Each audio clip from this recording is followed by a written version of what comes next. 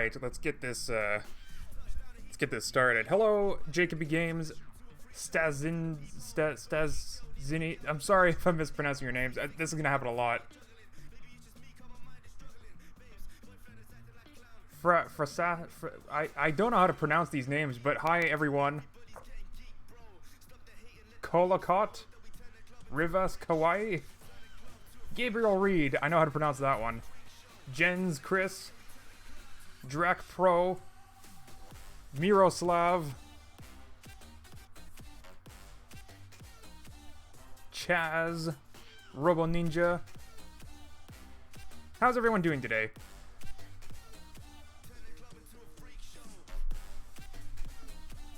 We're just waiting on Brent Batch to get back. Also, I just want to wait for a little bit to see how many people get in here.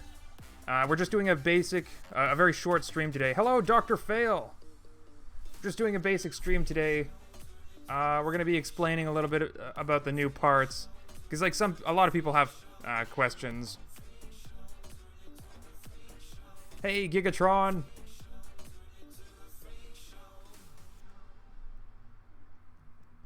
So we're going to be doing, like an intro.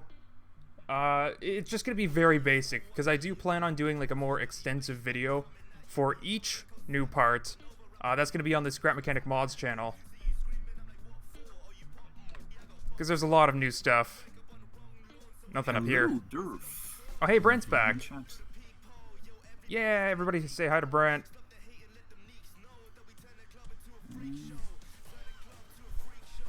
Should I get your chat on screen too? Do you have a link to it? I don't know if that will work for you, but here you go.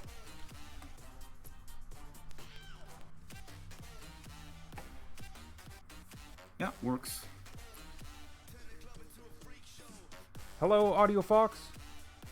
Pixel Unit. Flip Things. Audio Fox says, bye, Brent. Did you show something already? No. We just started. We're gonna, like I mentioned, this is just gonna be a basic intro into the new parts. We have, like, a lot of parts to actually go through, so we're just gonna do a very, you know, this is how you use it. This is... So, I don't think we need to show the spud guns or the wings. They're really self-explanatory, but it's all this new logic stuff that we actually have to explain how to use. So I think the first thing that we have to show is the number block itself. Let's build a little bit of a picnic table here.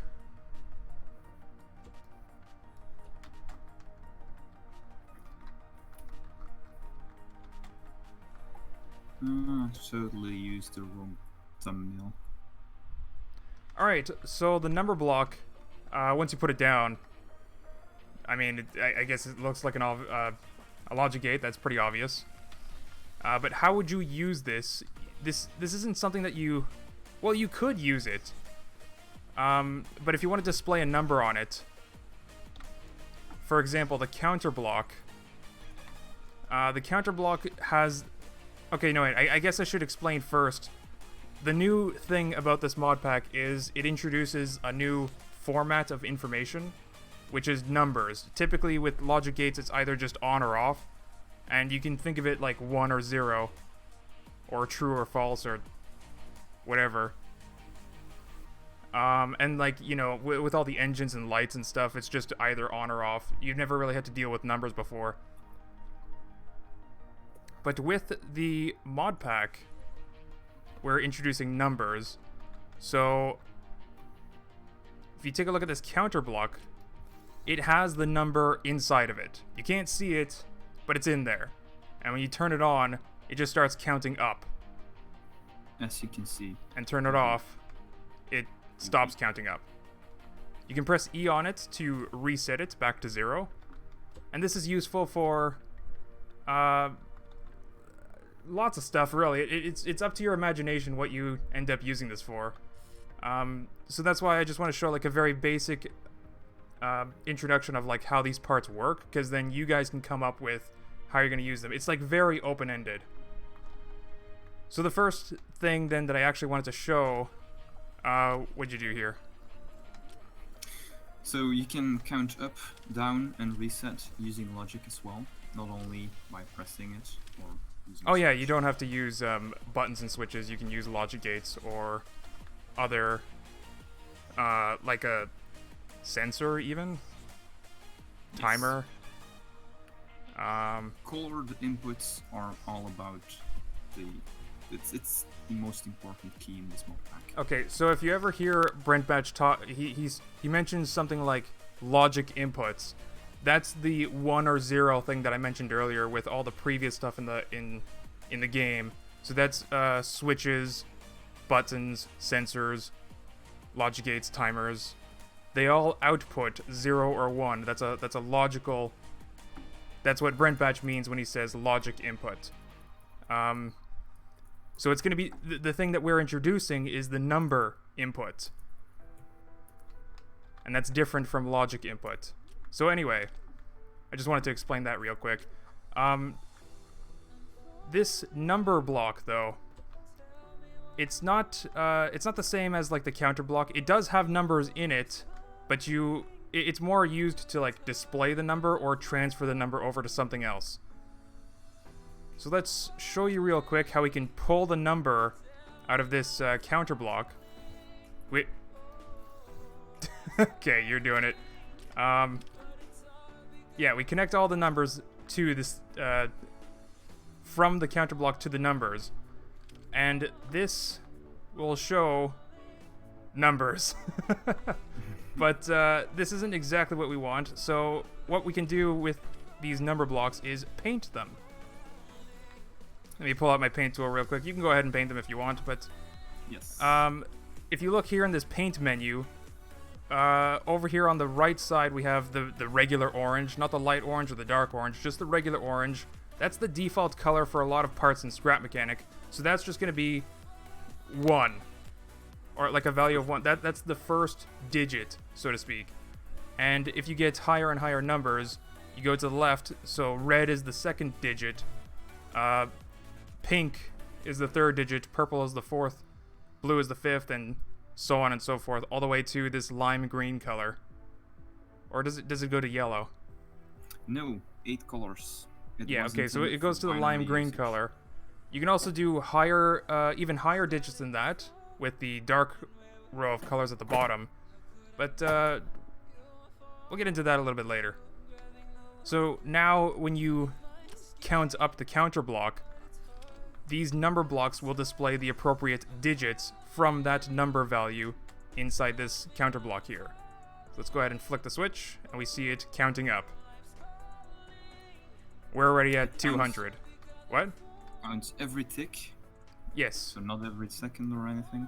The speed that it counts at is every tick. If you pull out a timer, like a regular timer, this is the thing that's you see the tick value here.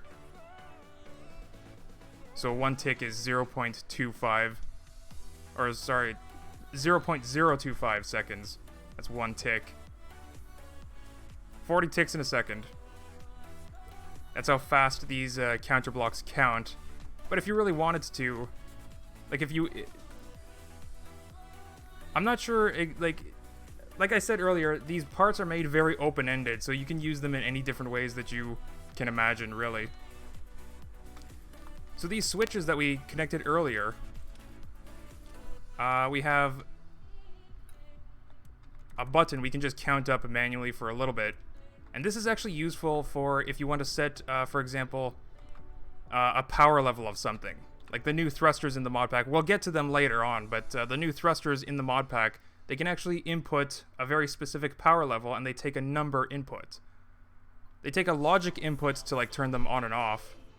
You can turn them on and off with like a button or a switch. But a number input is what specifies how powerful they are. It's like the GUI in the vanilla thruster, but like infinite levels, and even negative. Yeah. So you can use these buttons. It's going to be a little bit confusing once you get started, but once you actually understand how they work, it's just going to unlock so many possibilities for you. So, but the biggest thing to remember is the difference between a logic input and a number input. And that's just like a regular button or switch or like an actual number input. So these regular buttons, these regular logic buttons, orange button will count up, the brown will count downwards. It's kind of hard to show that on my screen because where you put it. There we go. We're counting down because I'm pressing the brown button. And if you look in the paint menu, it's just here. Orange means up, brown means down. You can actually use the other colors to count up by different digit values. Is that that's in binary, right? No, for a counter, this is in digits. Oh, okay. Alright, so yeah, if you paint the button red and dark red, you'll just skip this orange digit entirely and count up by the by the red digit. So it'll be a lot faster. But you can use a setup like this to adjust the power level like up and down really easily. And the white button, of course, is just reset entirely. It's the same thing as if you went up to this counter block and pressed E. But it's convenient because you can also hook up these buttons to a seat, so you can do this all from a seat if you really need to. Yeah. If you hook it up to a white switch, it'll always reset. I think let's pull out the smart sensor. We're gonna show this next because we're gonna be using these number blocks for everything that we're gonna be showing today. Just because, like, again, you don't actually need these number blocks, but if you want to pull out the number blocks to display the value in the counter, you can use them like that. Or it's just a way to display the value and transfer the value. We'll see that later with like some math stuff. But you don't actually need these because you can just hook up this counter block straight to whatever you want the number to go to, and the number will transfer over this wire. Alright, so Brent's already building a thing. Getting a little too excited.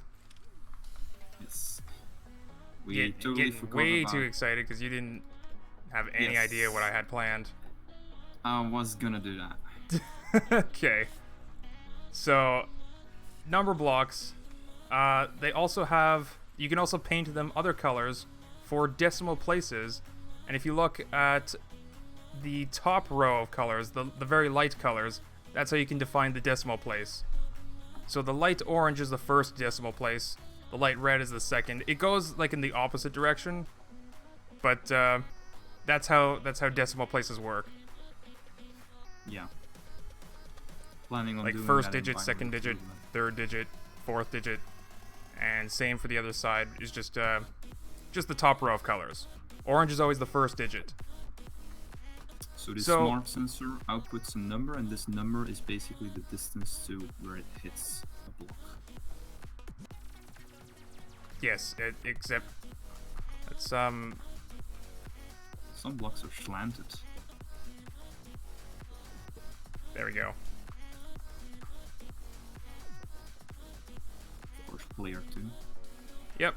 So this will give you the precise distance from the sensor.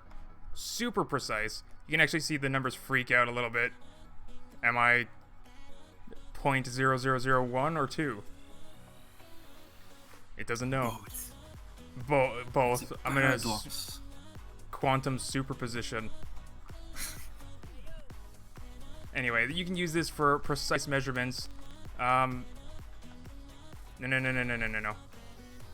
Go here and like walk away from it.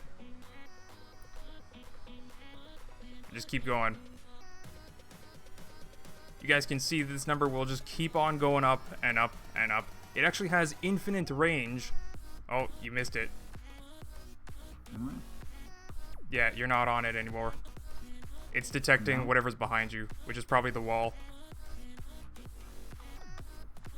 Well, if it says 3,000 something, it's the wall. Or yeah, 848.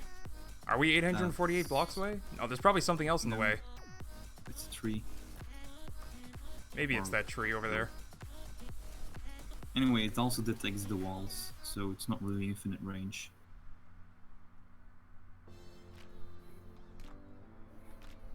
What? Oh, It detects Yeah, the no, walls, no. The so- the sensor does have infinite range. It just returns whatever the distance is, and the invisible walls around the map happened to be the limit of this world. But if there were no invisible walls, then it would probably return infinity or some error. 100,000, but I'll code it so that's infinity. Okay. Just a small number change. All right. So this is an example of another number.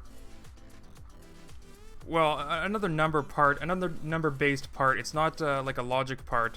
Like the vanilla sensor is just on or off. So if you hook up a, here we go. Let's hook up a vanilla sensor. There we go. Let's get a number block. There we go. And we just hook that up straight to the number block. That will just return 1 or 0, on or off. Doesn't matter what the range is. You're either in the range or you're not in the range. That's what the vanilla sensor does.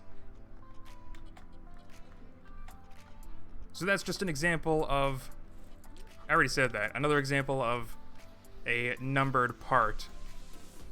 So I think... So span everything. I think it's time to introduce the math block.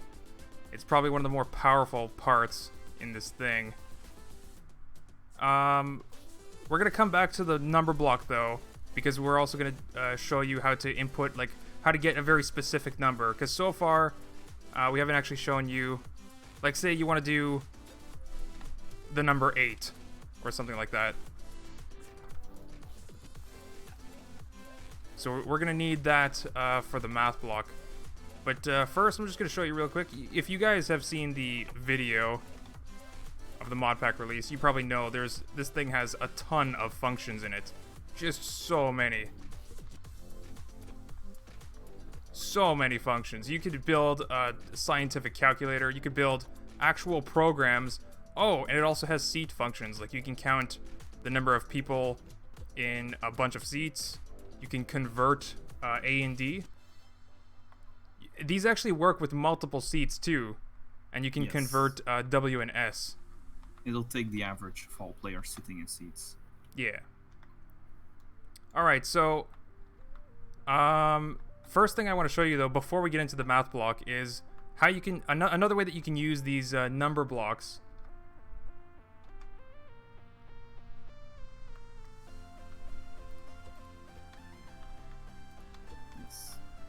Let's go around. It's Brent. just start placing on both sides, right? Just wait. Okay. Okay, now go. That's just okay. Yeah. Because we were looking at it from different perspectives. That's really why. Anyway, so here you can see I painted the second row, well Brent did, the second row of colors from right to left. That's going to be our digits. But this being a logic input gives binary values to the number block. So if we flick the orange, that just puts 1.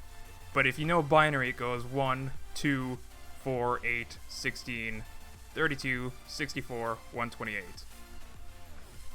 So let's take a look at this first number block while Brent is hooking that up. Yeah, it's hooked up. See, 1, 2, 1 and 2 together is 3, 4, 8. So if we wanted to do 4 plus 2, that's 6, plus 1 is 7.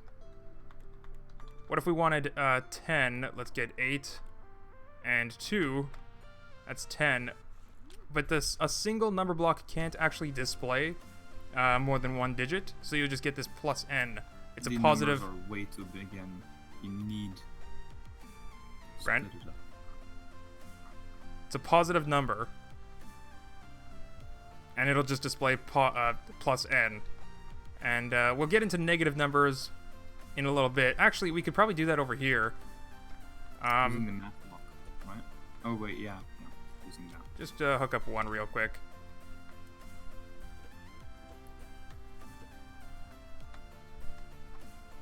It should already be a... Hold on. Okay, there you go. It should already be some negative number. I don't know what it's going to be. There you go, negative 240. So all the numbers, all the blocks in the mod pack that can actually contain numbers, they can display positive or negative numbers. The full range of numbers, including decimal numbers and infinity.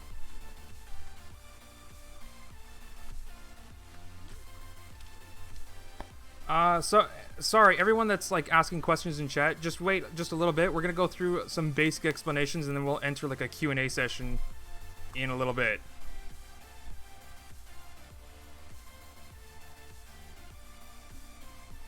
Alright, sorry, I just was a little distracted with my stream cutting out there for a bit.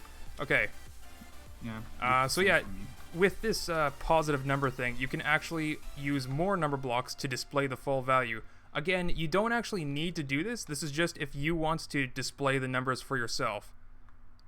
Or maybe you want to split up the digits for something for some other function, but that's something for like experts or nerds to deal with. Like you can take the 1 value from this second digit and do something with it, like put it over here. Bam, I got a 1. Or you just want the larger digits. 100. 200, 300. Yeah. Let's worry about that later. So yeah, the number value itself is just in this block, and then you can use this block for other things. So let's set up a couple of switches over here for this digit.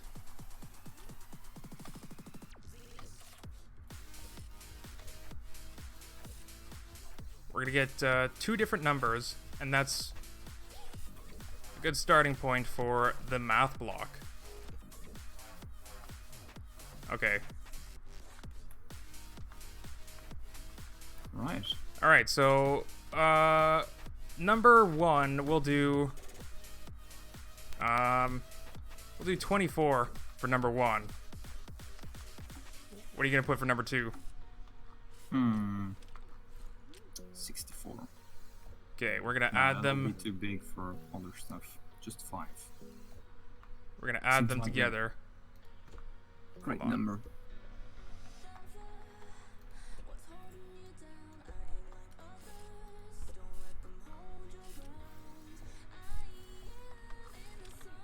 Alright, so we can display up to 6 digits with this calculator, this makeshift calculator that we built. But we're gonna add 24 and 5, that's 29. Easy peasy, lemon squeezy. Next we're gonna go to the next function in the math block, which is minus. And this is where you'll notice a thing with the math block. One of the dots is going to be white, and the other dot is going to be black.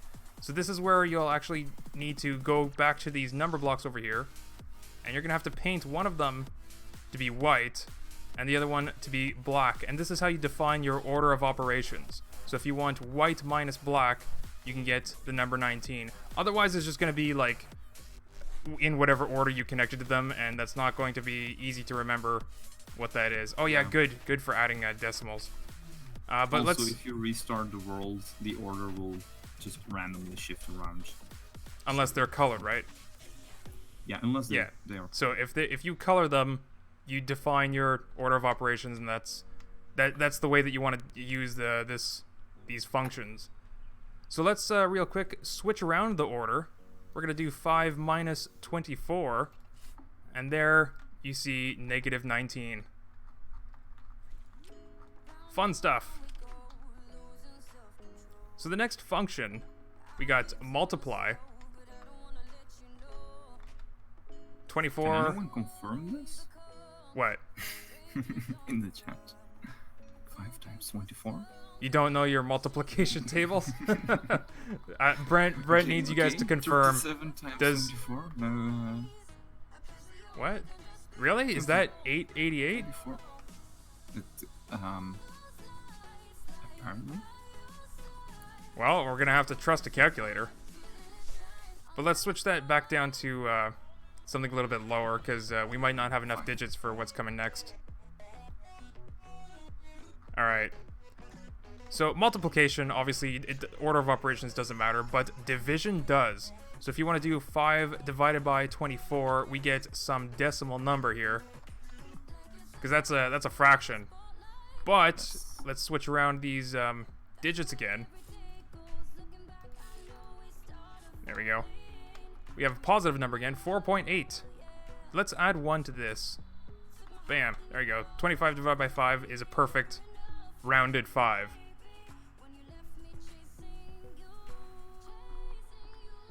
Alright. For the next operation, we'll put it back to 24. So this is modulus. Yes, modulus. If you don't know what modulus is, it's division remainder. So it does the division operation, but just returns whatever's remaining. So if you were to divide 25 by 5, you have 0 remaining. But if you divide 24 by 5, it goes into 24 4 times, but you also have 4 remaining. That's a little bit of a confusing number. Let's do 30. What? You changed this one? No, wait, you didn't change it. Okay, there we go. Alright, so 30 divided by 4 is... it should be 28. 28 divides into 4 evenly, but 30 has 2 remaining. That's how modulus works. I don't know why I'm explaining modulus. This is just like some people either understand this or, you know, either you haven't taken enough school to know what modulus is. Should be like I don't know, before high school. Yeah. Next function is exponents, and this is why we don't need... Oh my god, this is why we don't need huge numbers here. Let's just do square. There we go. So exponent is white...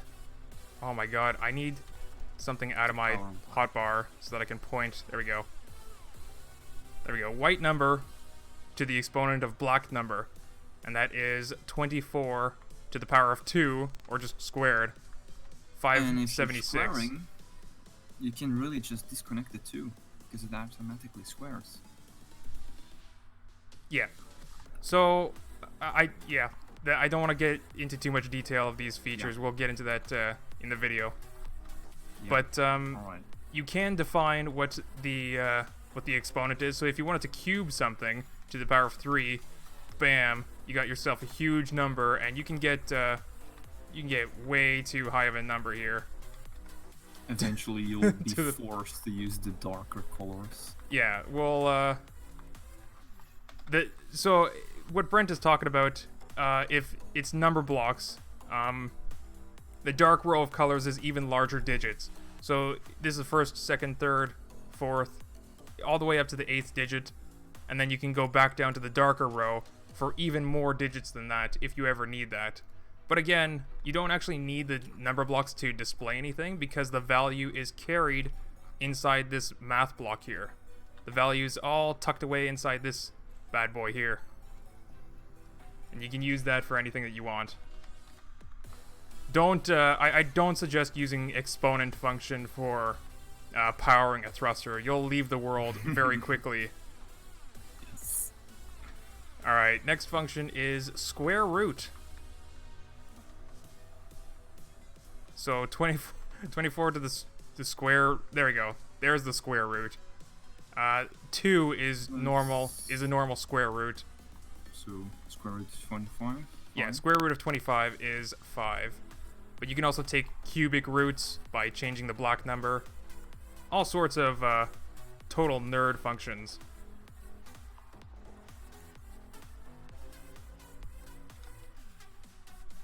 Hey, Look Gamer and Capamar, can you make a drone?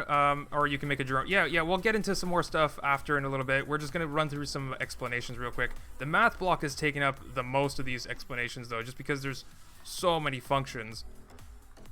So the absolute function is if you have, I think we actually need like another math block for this. Let's go back one, which is actually a perfect time to show another feature of most of these parts, actually. If you ever go one too far, you can actually just shoot a spud gun, and that'll go back a function. So that goes backwards in the function list.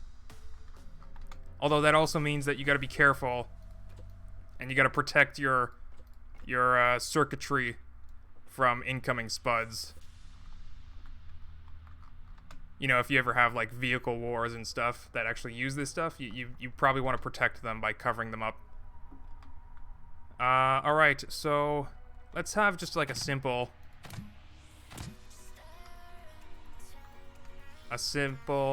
no, we want division. There we go, there's division.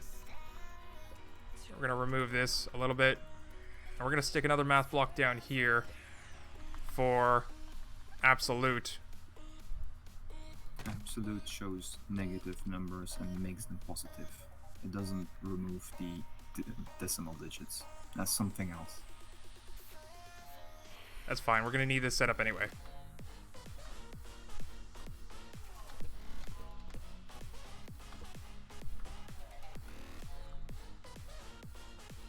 Are you hooking it up? No, you're not.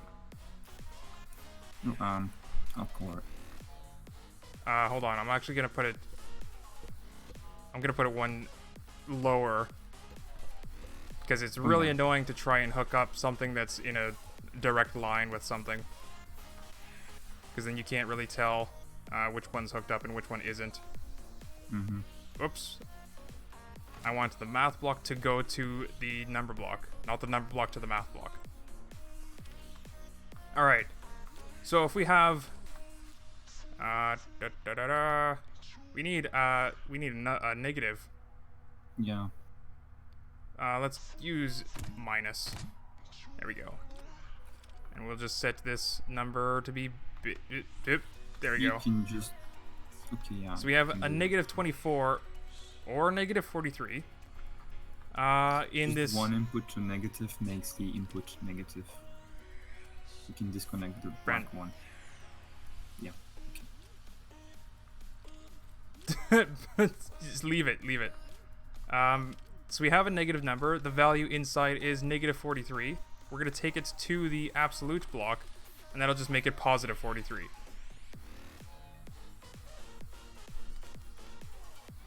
Durf, are you nerd? I'll show you. Alright, so the next function is hypotenuse, and that's where you can just take like two inputs. It'll do the square both of them, add them together, and then take the square root of all of that and return the value. Say, you know, typical high school stuff, even less than high school, I think. Easy stuff. You just take, if you ever want to measure triangles in this game, you can definitely do that. Speaking of triangles, oh, this is log. I thought it was going to be another function. Log and exponent. This is like super nerd stuff. I'm just going to skip by it for now, because like I'm pretty sure people understand how to use the math block at this point. You just take as many inputs as you want, as you need, put them in there. It'll do the function and output the value in number format. So this, whoop. Okay, there we go. We're getting into some more programmer type of stuff right now. So let's take I'll put it to division. Yeah, we're gonna take a decimal number. Floor will round it. Floor is a round function that rounds it down to the bottom. So if you, like I said, we're getting into more of like programming stuff. So if you know what this is already, like we already have, what are you doing? 1.6, there we go. And we're, Yeah. are you gonna, Yeah, there we go. You're adding digits. But it's just gonna round it down to 1. Doesn't matter what this is. It could be 1 point. What is this? You're doing divided by 15. We can probably. Oh wait, no, that's too much. No, yeah, we can do that. We can do divided by 17 to get in the. Oh, I see. I am a dum-dum. Okay, there we go. No, not 2. 1.7. It'll still round down to 1, even though it should be rounding up. Like, typically when you think rounding numbers, it rounds up from 0.5. But it doesn't matter what this is, it'll always round down. And this is going to be useful. Well, you guys can decide how useful it's going to be for you. The next function is just normal rounding. So if it's 1.8, it'll round up. But if it's 1 point... Hold on. 4,99999. I don't know how to... There we go. 1.1, it'll round down to 1. The round is just normal rounding. Seal. If you see this, it's not the type of seal that performs tricks for you, or you see in the zoo. It's sealing. That's what it stands for. Look up at the ceiling. So that will always round up, no matter what the number is. So 1.4 rounds up to 2. And again, these are just very like programmer type stuff. You guys decide how useful this is for you. Min and max. These take 2 inputs, so we actually got to do the min max over here. Yeah. Pretty much. All right. So min will take 2 input, or like as many inputs as you want, really, but it'll take 2 inputs. For these functions, it sort of doesn't matter what the color is. The picture will always tell you if you need the color for order of operations. Like if you see a white dot and a black dot, or a white X and a black Y, it'll tell you that you need the order of operations. But minimum will take the input values and return just the minimum value, or like the lowest value. So in this case, it's 30 and 21. And the next one is max. Should be pretty self-explanatory. You get input between 30 and 21. Which one is the biggest? It's 30. And now we're definitely getting to some high school math. This is trigonometry. I can't say it. You say it, Brent. Oh, you already said it. Trigonometry. Trigonometric functions. Yes. Yes. Sinus, cosinus, tangent. Yeah. And this takes, well, it's taking 2 inputs, right? Oh, no, it's taking 1 input. Okay. Already changed it. Well, it would be Take helpful input to... degree. It would be helpful to the audience if you said what you were doing. Right. Yes. So, just 1 input, you can take the tangent, the cosine, the sine. There's also the inverse of that, or like a sine, arc sine. I mean, arc sine. Yeah, arc sine works between -1 and 1. Doesn't return anything else if you're bigger than. Okay, so the input has to be between -1 and 1. Yes. Okay. And that should probably apply to all of them except for arctangent. Yes. Anyway, pi. Pi is good. Pi is tasty. We forgot about the sinus and cosinus. The input is in degrees, not radians. Just saying. Okay, so for the people that wonder about sine and cosine, you can either input in degrees or radians. We just went with degrees because we're going to be using, like you can use degrees for so much more in these parts than radians. Or just radians isn't as intuitive. Like there's a reason why the controller is in degrees and not radians. So whenever you're using the trigonometry just make sure that your input is in degrees. So if you want to take this, like triangles, if you have 3 different positions. We'll get into another part that actually outputs like number for positions and stuff. But if you're trying to calculate the position between stuff, and you want to use trigonometry to do it, just make sure it's in degrees, your input. Pi. It doesn't actually require any input. Doesn't like it'll oh my god, I'm stuttering. It will ignore whatever input you give it. So it doesn't actually need it. It's just to carry the value of pi if you want to use it. So I actually saw somebody building odometer the other day. I think it was yesterday. They wanted to... What? What is an odometer? Yeah, I was going to explain that. An odometer is the thing in your car that measures how far the car has traveled. And so they actually needed to take the diameter of the car times that by pi, and then they can get the circumference of the wheel. And then if they just measure how many times a block on the edge of the wheel goes in front of a sensor, then they can actually measure how many, like what the distance the tire actually rolled. Sounds overkill. Sounds overkill. No way. No way. You have not seen overkill yet. Brent, just you wait until some real big nerds get into these parts. They're gonna build full-fledged arcade machines and stuff. Random number is just a random number. You can use this as a random number generator. So Brent hooked up a switch.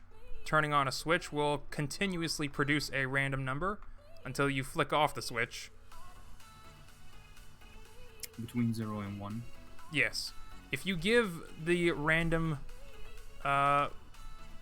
block 2 inputs, 2 number inputs, not a logic input, this is 1 and 62, it'll produce a random number between those 2 numbers. Let's try bigger numbers. Like 62 and what? Something in 9 and 60. What are you doing? 25 and 62. Oh, like a more specific range. Yes. Yeah. So every time that you generate, you can also use this, like if you just did, let's do actually something that people would know about. Bam! Between 1 and 6. But if you need to do between 1 and 6, you can really just disconnect the 1, because... No, because that will be between 0 and 5, right? No, 0 is not included. That is, Lua. Yeah. Okay. So yeah, this is an easy way to make a dice roller. And as Brent was mentioning, you can disconnect... you can just have one single input, and it'll just be between 1 and that input. So you could just have 6 as a single input, and roll the dice. If you wanted to have multiple dice, I mean, you could do this multiple times, but you could also just put in 12, or, you know, there you go, 12, between 1 and 12, and that's essentially 2 dice. I rolled a 1 with 2 dice. There's a problem with my logic. Yes. Right. I'm sure smarter people than I will be using these parts. Let's hope so. What do you mean? What do you mean by that? All right. Turn it off. Some more programmer functions. This is less than or greater than. Again, these need order of operations. So if you have, for example, like that smart sensor that we saw a while back, or a counter block, you can actually paint. You can paint the sensor white. Paint the counter block black. Define your order of operations. You can pretend that these white and black block are whatever number inputs that you want. We're just using the number blocks for now, because like it's easy for us to set numbers to them, but you can actually use any number inputs for these functions. So if it's this one is greater than or equal to, if white is greater than black or equal to it, it will return true, or in this case just a 1. Or this is like a logic gate as output. on. Sorry, what were you saying? Or a logic gate as on. Yes. Yeah, so it'll also turn on logic gates and timers or whatever else you want to use it with. So it'll have greater than or equal to, less than or equal to, just plain old greater than, just plain old less than. And I actually used some of this stuff in the night mod video. I created a sort of like a floating follow bot, and that used these less than or greater than functions to determine altitude. And it just kept a little floating bot. I think it was like 16 blocks above the ground. You can also do comparisons if it's equal to. The seat functions. We almost got through everything, but these seat functions are probably pretty useful to show, so we're definitely not going to skip over this stuff.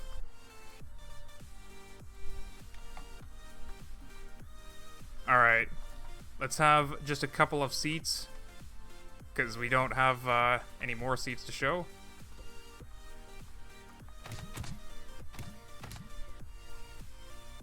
I don't know how to rotate this thing. Okay, there we go, I got it. I got it!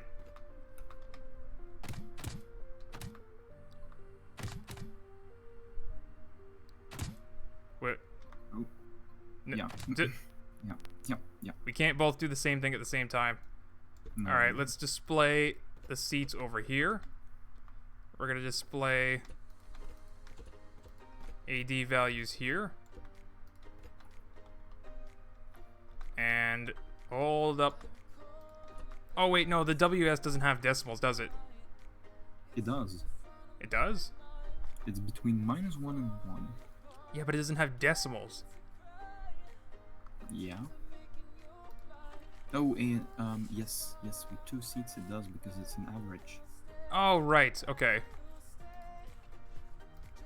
Alright, so we're just gonna do 2 digits and some decimal places.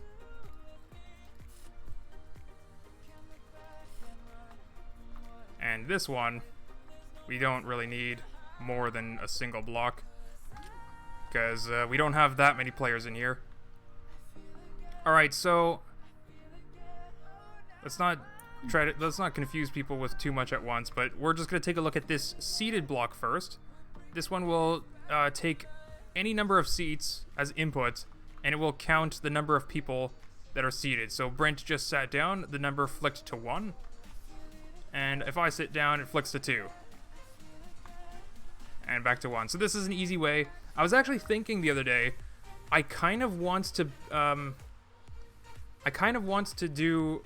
build like a musical chairs kind of game, because like you can actually determine the number of chairs that are in the game and like remove a chair in some creative way. But you can also count like the number of people per round. So like you can have everyone sit down before the game starts. That'll determine the number of chairs that you need to start the game. And then I don't know. It'll be an interesting project if I can get it to work. Mm-hmm. Anyway, that's the seated function, and it's probably useful for like a bunch of other things too. Like if you want to make sure everybody's seated before the train moves, or who knows? Who knows?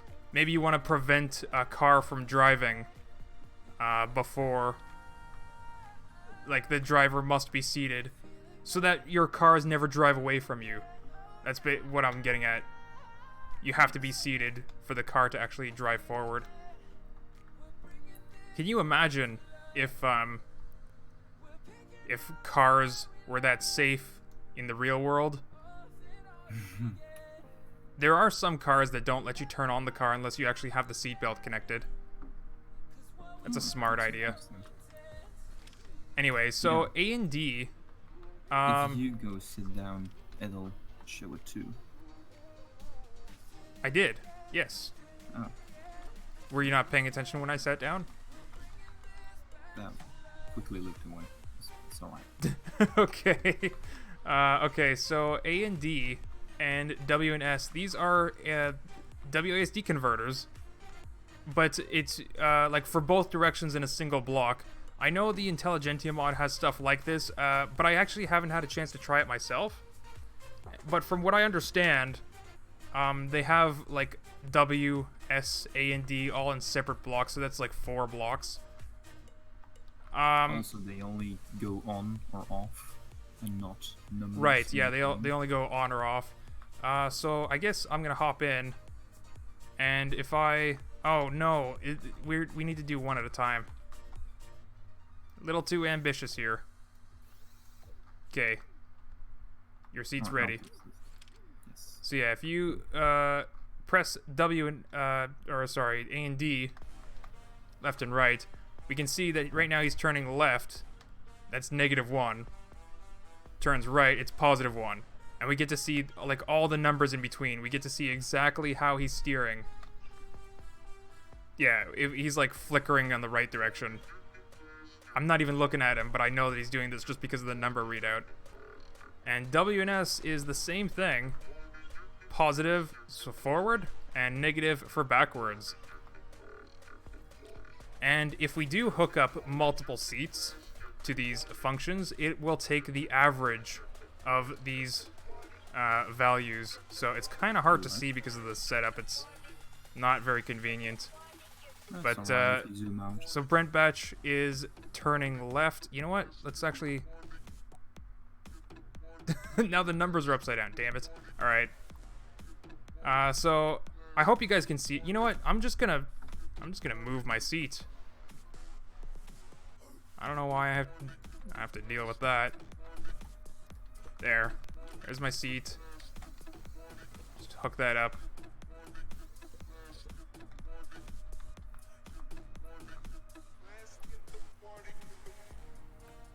Alright, so Brent Batch is turning to the right, and if I turn left, it'll average out to 0, but if I turn right, it'll average out to 1, the full value. So this way you could actually create a cooperative vehicle where you guys actually have to... Same for W and S, by the way, too. If I go forward, it's only 0.5. He has to go forward for it to be 1, or if he goes backwards, it cancels out. But yeah, this would be a fun way to create a cooperative vehicle where people actually have to agree on the direction to go for the vehicle to actually go in that direction. Fun stuff. And that is the math block. There's some more stuff that we actually haven't looked into in detail. But we'll leave that for the nerds later on. This is going to be just a very basic introduction, which we're already like an hour into this. This is way too much. Oh man, so much time spent on the math block, but it could just do so much. Yeah, way too much. And we plan on adding more, right? Yeah, we're gonna add some more when we can. So the next couple of things that I want to show, we actually still need the number blocks for this stuff. So I'm gonna pull out the XO-meter. It actually has a bunch of modes in it, and the time block as well. So let's pull out a simple car. I don't think I have a simple car. There we go. That is not a simple car. It's really stable. Alright, well, I'm gonna turn this down a little bit. I don't know what I turned down, but I turned it down. It's the gas engines. Oh, man. Okay, that's, What? Okay, there we go. Let's see this. Yeah, it'll do. It'll do, I guess. Alright, so let's set up... That's way too many meters, by the way.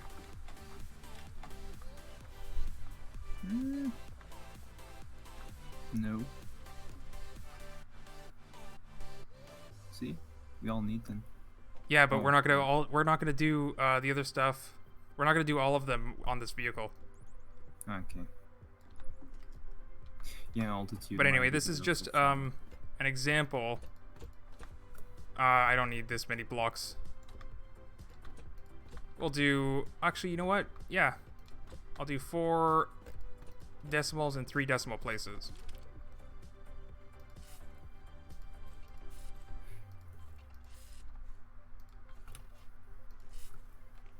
Okay, so this exometer, let me just take a look in the inventory and show you again.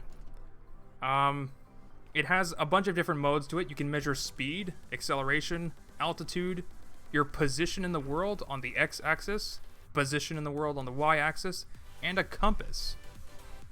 And this is also where we'll get into... What do we have here? Speed, excel, 2 different compasses. To show that it works on sides and on the top. Yep. Doesn't matter how it's rotated. Yeah, so it doesn't matter how it rotates. It'll always point north. That's north? Yes. I thought the other direction was north. Are you sure it's not pointing south? No, Alright. it's north because That's- the sun is south. We're on the northern hemisphere of whatever planet this is. Doesn't. Oh, yeah. Yes. Yeah. So, alright, so let's first, I guess, just show speed. We're gonna hook up speed to all of these digits in the back here. You could just use a white number. Please. No, because Make it what are you quicker. talking about? This thing outputs numbers. Yes, but if you use a white number gate in between, then you cancel out connecting all the wires every time again and again. Anyway, I'll do it in the next step when we test out acceleration. Alright. So this is going to be our speed, right down to very specific decimal values. This is in blocks per second, right? Yes. Alright, so we're going That's about pretty 40, a little bit higher than 40 because, or 50 even. We're hitting max speed. But then as soon as we turn, we slow down because, well, turning slows anything down, really. Alright. And that was pretty straightforward. Let's disconnect all of this stuff. Connect it to the white one instead.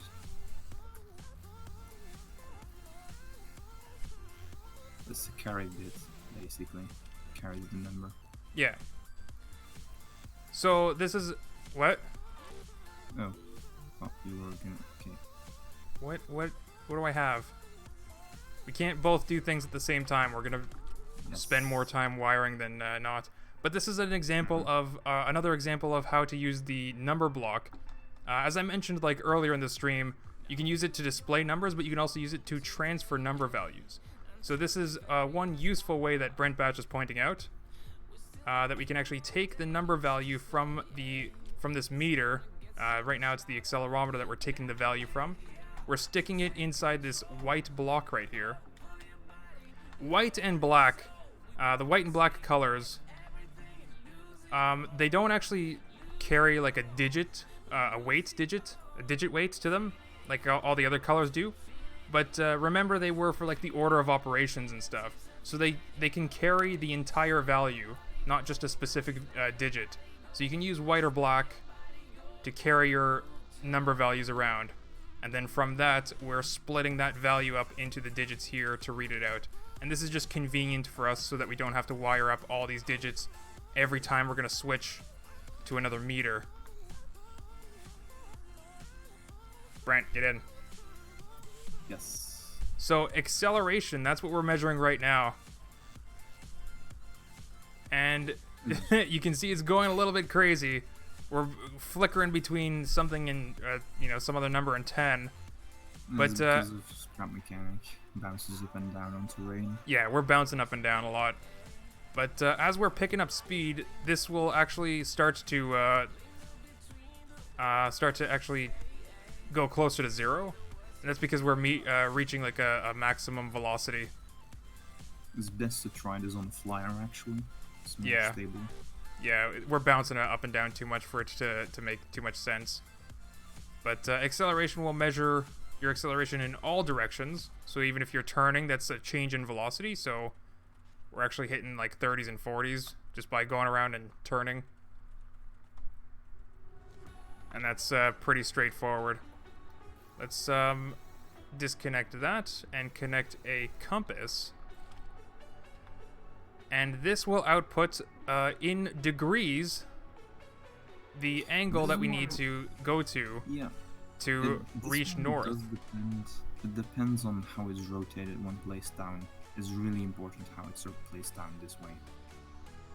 Because if you place it down differently, then north relatively to the compass will be different and the angle will be different.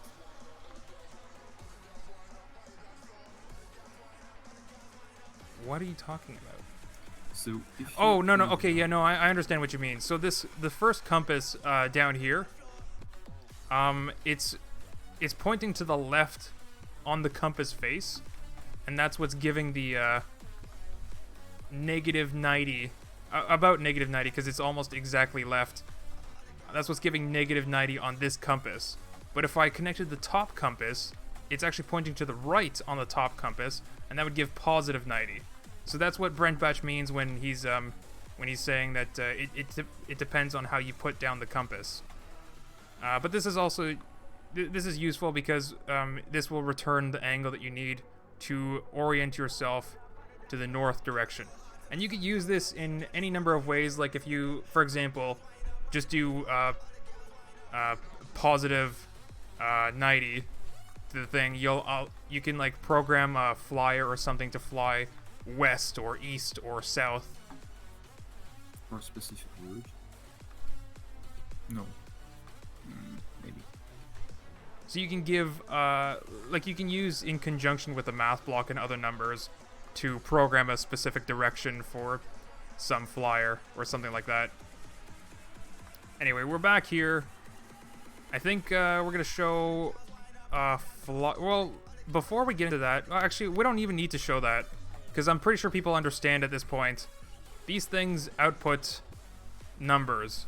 All kinds of numbers, speed, acceleration, altitude, position Y and position X. So, like, altitude is pretty straightforward. It's the number of blocks that you are from the ground level. So it'll give an output, it'll output a negative number if you're below ground level, like if you're in that ravine over there. Or position X and position Y. If you're like in the center of the map, we're pretty close to the center of the map actually, so these should be very low values, but they're going to give positive and negative values. It's like a coordinate system, where anywhere that you want to be. So you can actually use altitude, position X, and position Y to give your position in three-dimensional space in the scrap mechanic world, and you can actually program maybe like a drone to go from a very specific position to another position. Maybe you want to plan a flight route and just have your AI drone fly there from point to point to point. Yeah, could totally work. There's so much that you can do with this stuff. But I want to move on to, we'll go over here. We're going to put down some number blocks. Can you do it? Because I messed up my rotation already. This is the time block. This is... Ooh, I like the connection dot of this. But this is a very simple, another number output. It's a Unix time, actually. It shows the current... What? No. It's a number output. It's not a logic, like it's not on or off. It's another number output thing. Yeah. The new format that we're introducing in the game, numbers. And this will tick every second, every single second. And this also returns the actual time in the world. If you know what the universal standard time is in Unix time, the time that I'm talking about, like there was a epoch. I think it was like a couple hundred years ago or something like that, and 1970. 1970?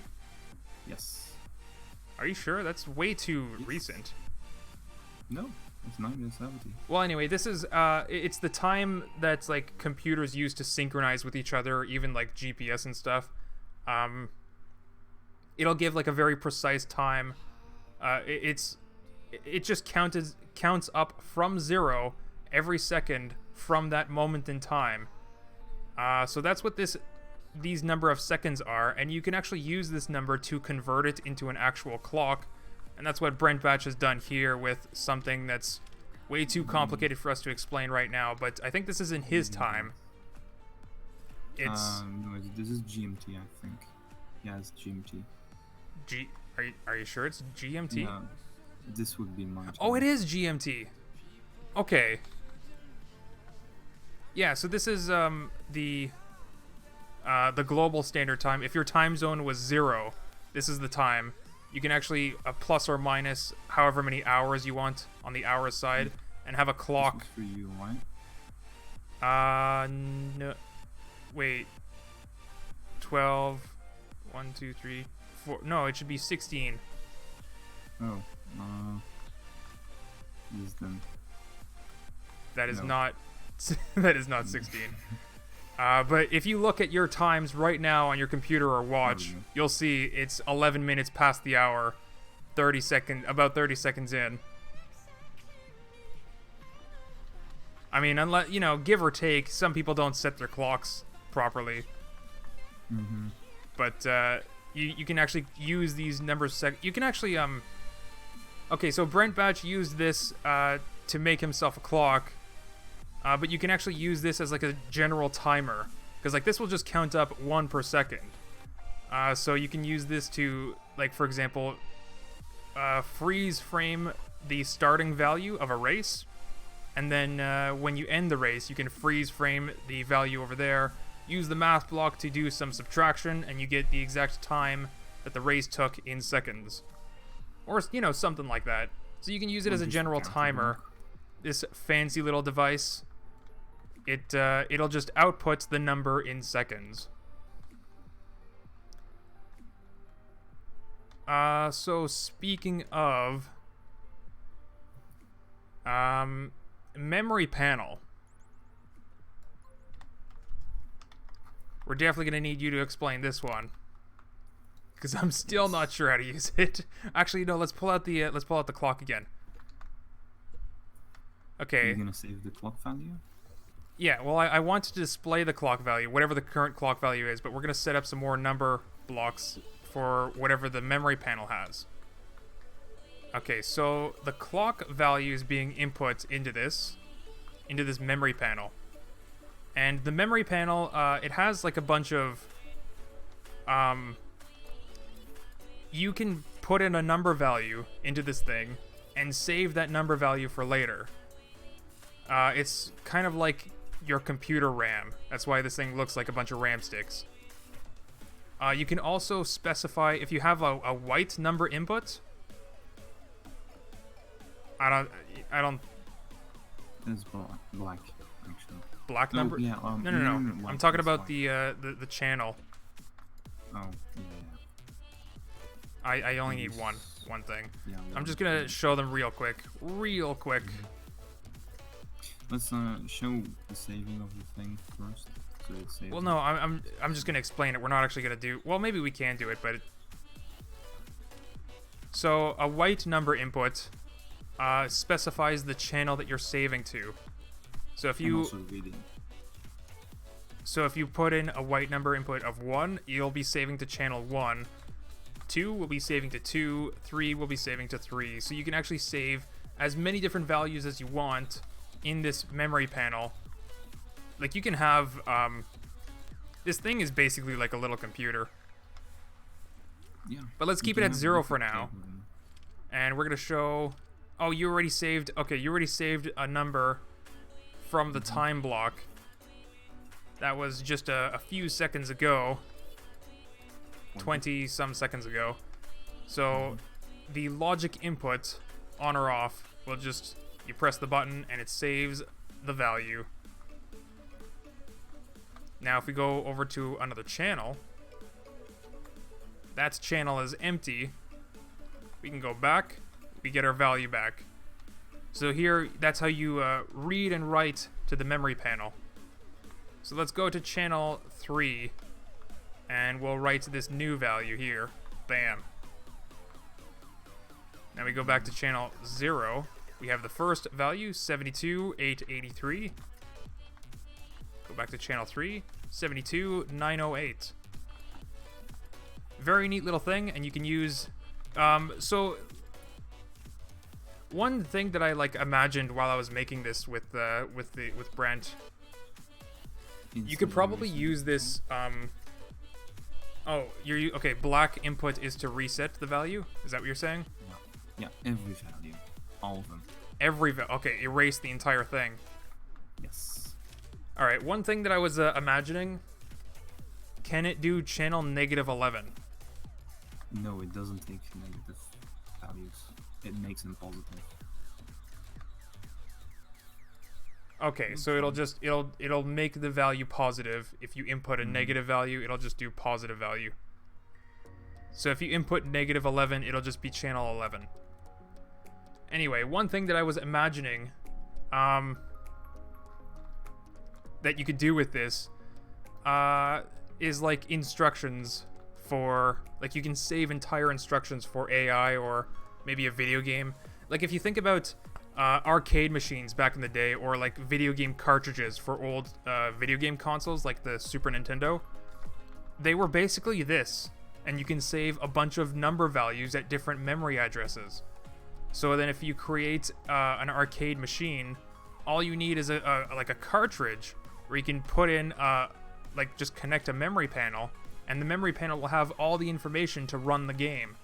It'll take a while to load in all the values, and then the machine will run based on what those values are. Which I totally did for Enigma. What? Oh God. Yeah, sorry. Okay. No. I did lookup tables and stuff. Yeah, do a video on it. Do a video on it. Your missed opportunity here, Brent. Yes. You'll have to go over to Brent Batch's channel to see whatever the hell that was. Jeez. He's a little bit excited about this logic stuff, in case you guys couldn't tell. Way too awesome. Yeah, there's so much that you can do with it. I think that's it. Well, okay, we have a few other stuff. Yes. Okay, no, not the thrusters yet. ASCII block. Yes. I'm pulling out that stuff. Okay, let's go over here again.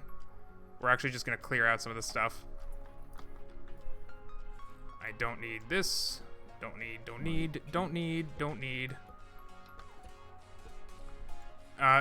Okay. Not there, though. Oh, not there, though. Okay, so wireless. Ooh, This little fancy part, it, again, takes number inputs, number output. It's similar to the memory panel.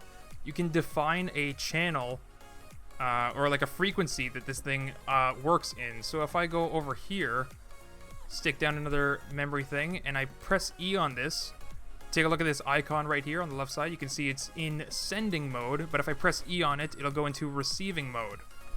So that's going to be frequency 0, and that's frequency 0. This is the one that's sending, so this over here is going to be receiving. Let's hook that up. We're going to disconnect this here.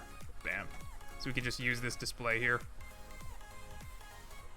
And we're going to pull out a number value. What is this? Oh, you okay, you hook up a light to turn it on. Yeah. Switch works too. Everything works really. Okay. Okay. Relax, Brent. So again, if you guys remember, there's a difference between logic input and number input. So a switch, if you put it into a number type block, it'll just come out to be 1 or 0. And that's what you see when Brent was over there flicking his switch. That's what you see over here. It's 1 or 0. And that's also what logic inputs, like lights, timers, logic gates, they all take logic inputs. So here we have, he's all the way over there. We're not even connected at all. not even by blocks. The ground doesn't connect stuff. And he's controlling this light, trying to give me a seizure over here. But you can also transmit very specific number values. Like any number value that you want, you can transmit wirelessly. Here's another thing, though, about, like, you can set a very specific frequency with the numbers. And that's the same with the memory panel. If you input a white number value, you can specify the frequency to operate at. We don't really have to show them because, like, that's self-explanatory. But one thing that I want to show is you can also change the channel. And that's, say that you want to, coloring. Say, like, maybe it's a little bit of a hassle for you to set up the frequency. You can just color it a different color. And that will specify the channel that you're receiving on. So frequency 0, purple channel. That's what I'm receiving on right now. And maybe you can have like a little game. That's not purple. This is purple. Oh wait, it was purple. Whatever. Point is, you could probably have like a little game, or maybe one person has a base over there, like on the other side of the map, and you want to like spy on their base or infiltrate their base, and you want to hack into their systems. So you have to figure out what frequency and what channel they're operating on. But the thing is, if you have multiple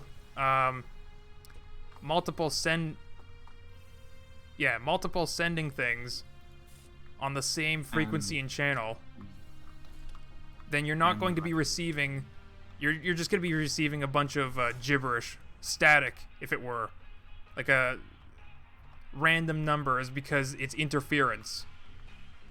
So at the very least, like, you won't be able to see what information they're transmitting, but you will be able to interfere with their operations or just determine what color and frequency that they're operating on. Neat little feature of this.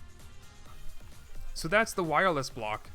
Very similar to most of these other number logic stuff, but a very specific function to wirelessly transmit. You can also transmit, for example, over here. You know what? Stay there, Brent. We're gonna get rid of this though, and we're gonna get rid of this one. We're gonna stick one over here.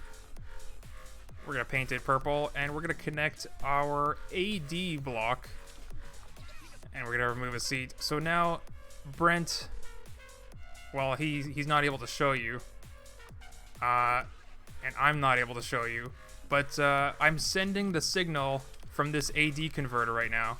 The numbers between -1 and 1. That's what's being sent over the purple channel right now.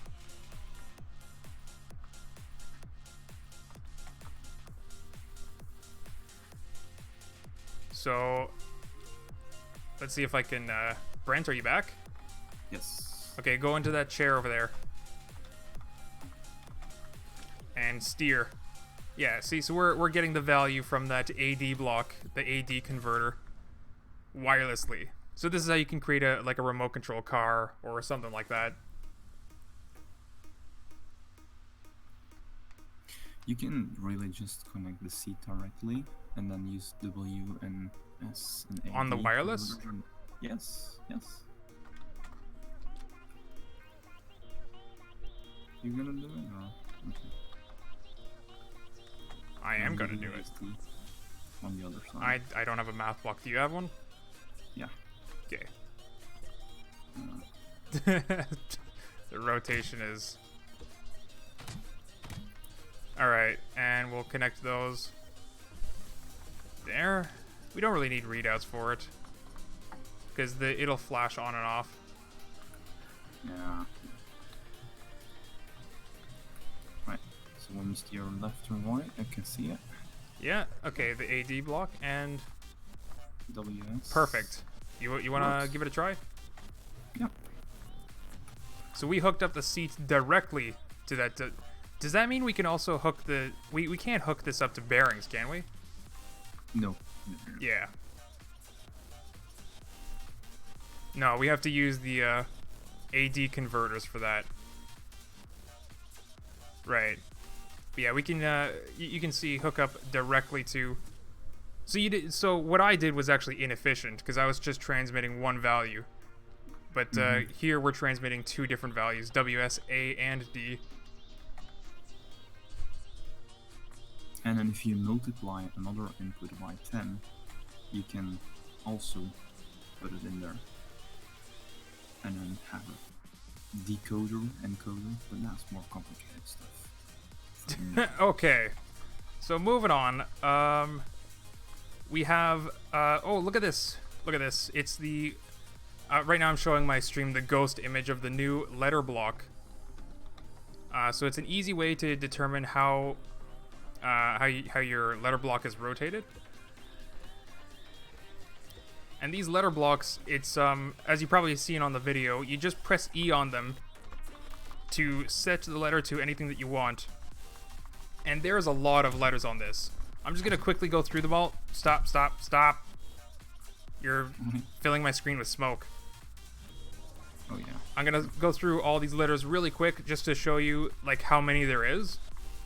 Because like we can't sit here all day and just, you know, show everyone. Although there are checkers pieces, chess pieces. So if you want to create a screen with these letter blocks and program a game, you can do that. And we're gonna get that into that real quick. Actually, let's hook up a letter block to this counter over here. Just did. There we go. Oh, yeah, you did down there. But yeah. These letter blocks also take in a number input to go to a very specific. Oh my god, that is too fast. They go to a very specific symbol. There's some dice if you want to, some cards. Maybe you can make a game that uses an entire deck. Yeah. Got emojis. You can make yourself a messaging app with the wireless block. So many symbols, much symbols. And that's that. There is a there's two different versions of the letter block. One is just so that you can paint the outside. The symbol is going to be white, and one is black so that the symbol is going to be painted.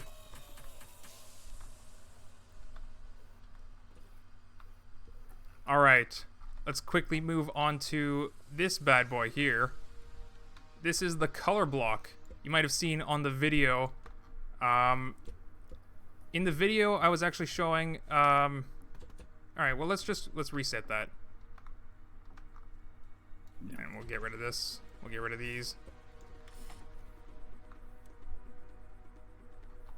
All right, so the color block actually has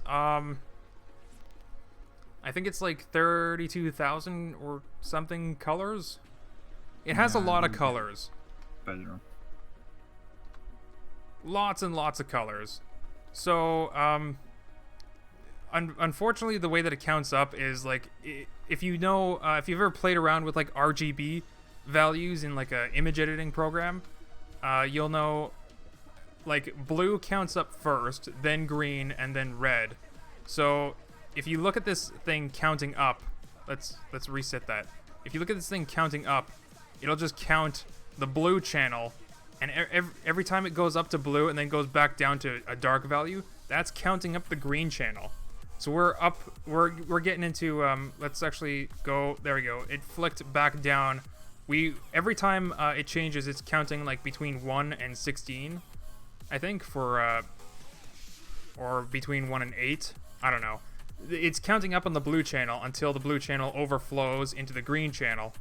And that's why we see, like, we're getting more and more green into this. Yeah. Anyway, Durf, kinda gotta go. So, everyone head over to Durf.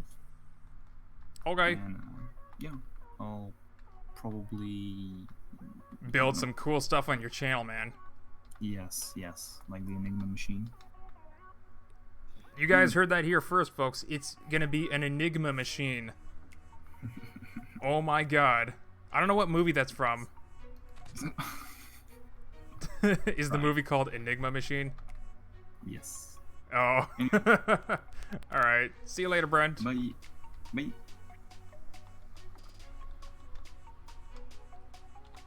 I just want to check real quick. Was there anything that I needed him for multiplayer? Not really. Oh wait, I did. We can kind of need to show the radar stuff, but that's fine. That's fine. Okay, so the color block. Yeah, we're up into some green values now. So every time we're counting up blue, it just overflows into green. If we get to the full green value, only then will it count us, like start to count up on the red channel. We're almost there. You'll see it just turn very black. Oh. Oh. Oh. I don't know when it's gonna happen. I thought I was close to it. Apparently there's still room for more green. Oh, there we go, it happened. And that was the first value that we just put into the red channel. So unfortunately, counting up this way is it's just gonna take a very long time. So let me show you guys a way how to do this, how to program these color blocks in a very easy way with counters. Let's also get some buttons out here. We're gonna do the same thing that Mr. Batch did. Let's reset this.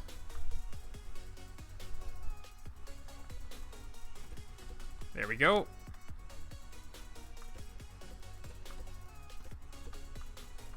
And that's going to count down. There we go. So this is how we're gonna, we can actually take 3 different number inputs, and if they are colored RGB, we can set the individual channels ourselves.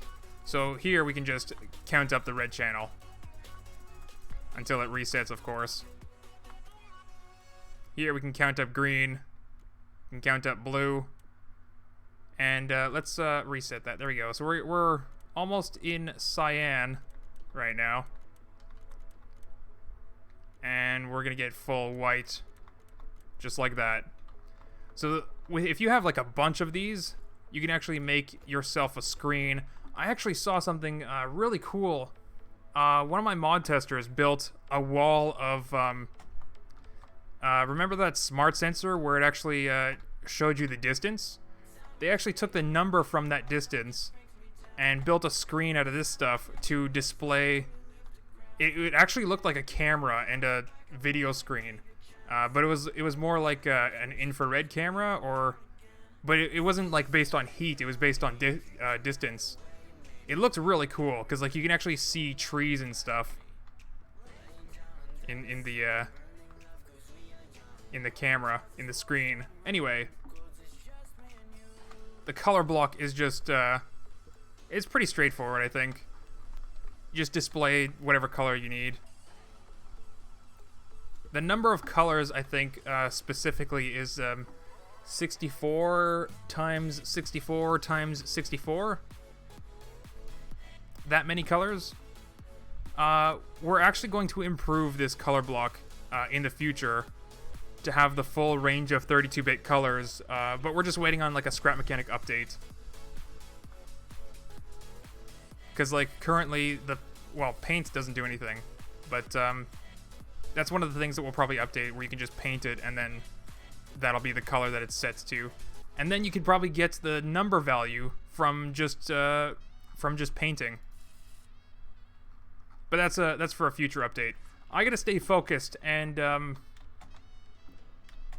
continue with the simple explanations on how to use these parts. So I'm pretty sure you guys already get the concept of how to use numbers in Scrap Mechanic, the new format that we're introducing.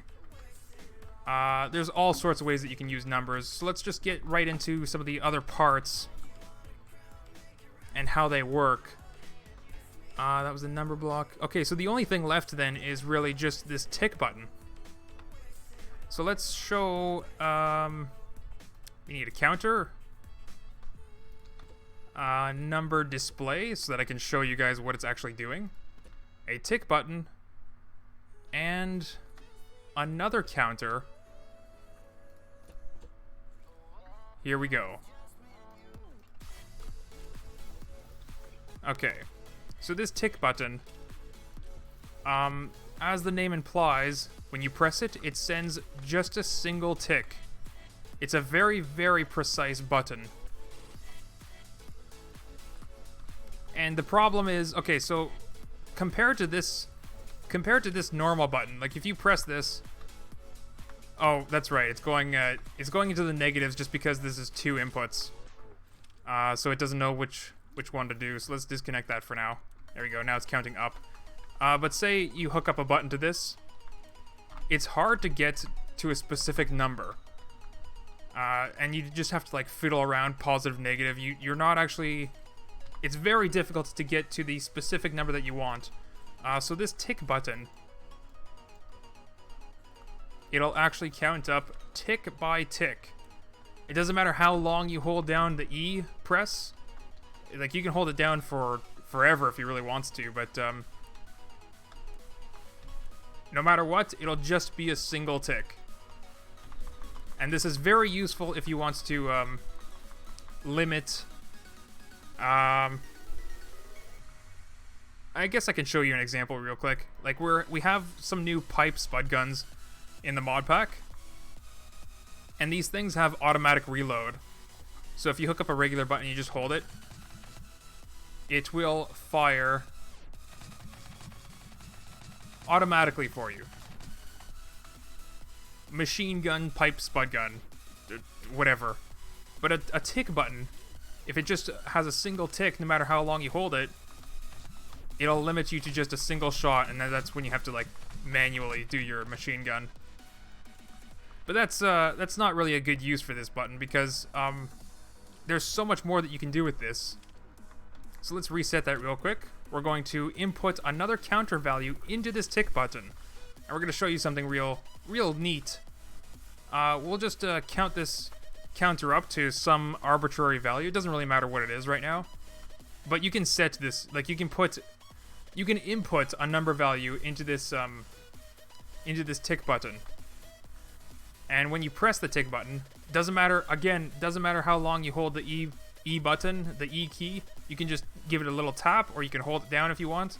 It'll count to the specific number that you input every single time. So this value is 23. So if I press it again, it's going to be 46. And it's going to count up tick by tick. Because, well, that's what the counter does, but that's how long the tick button is up for. And if we lower that value just a little bit, that's a value of 4. So we're going up by 4 every time now. And you can set that, it's almost like a timer. So let's set it up like super long. And you could actually use this as a timer, actually. Because like as long as this thing is constantly increasing, I guess it would output, hold on. Yeah, let's see what it outputs. It should just output, like a 1. Yeah, there you go. So it's like a timer. And the neat thing about this is it's a timer that you can actually reset and keep it going. Because like the normal timer in the game, you can't actually do that. And it's kind of annoying. So we're going to set the time, which, by the way, we're going to wait for another update from the developers where we can actually make these custom user interfaces. So a lot of these scripted parts, they're going to have custom user interfaces like this where you can actually control them a little bit better than all these color stuff. And I mean, the color stuff is useful, but some people don't like having like rainbow displays and stuff. So there'll be an alternative for controlling your scripted parts. Anyway, so I set the timer to 1, and if I press it, it'll just be on for as long as I pressed it. But if I press it again, it doesn't reset the timer. Not like this does. If I press it, and then I press it again, it'll just completely reset it and still keep it going. So this tick button is super useful for all sorts of your scripted needs. Give me a sec. I have messages from... Right.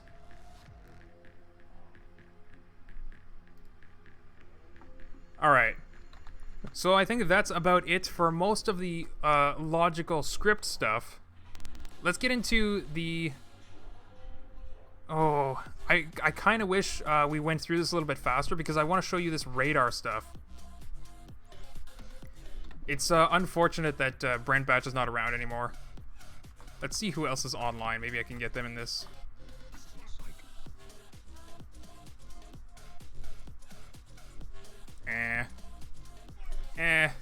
It's okay. Like I mentioned earlier, we're gonna have specific videos in the Scrap Mechanic Mods channel for all of this stuff. It's gonna go into detail because like there's even more than I'm explaining than what you can do with this stuff. But anyway, this is a 3-dimensional radar. It'll show a little dwarf. I need there you go. I need an open space. It'll show a little tiny cute little dwarf for every player position on the map. And there will be like a little bit of a flicker because that dwarf has to move around to show the different positions. So right now I'm the only one on the map and I'm right next to the radar. That's why the dwarf is like right in the middle. But if I pull out a flyer, these flyers that I don't like using, but I have to because there's nothing else. Alright, we'll just attach some wood here at the bottom. We'll stick on a 3D radar. And then we'll fly up in the sky. Oh, that didn't attach to my vehicle. Well, try again. There we go. Alright, so if I fly up in the sky...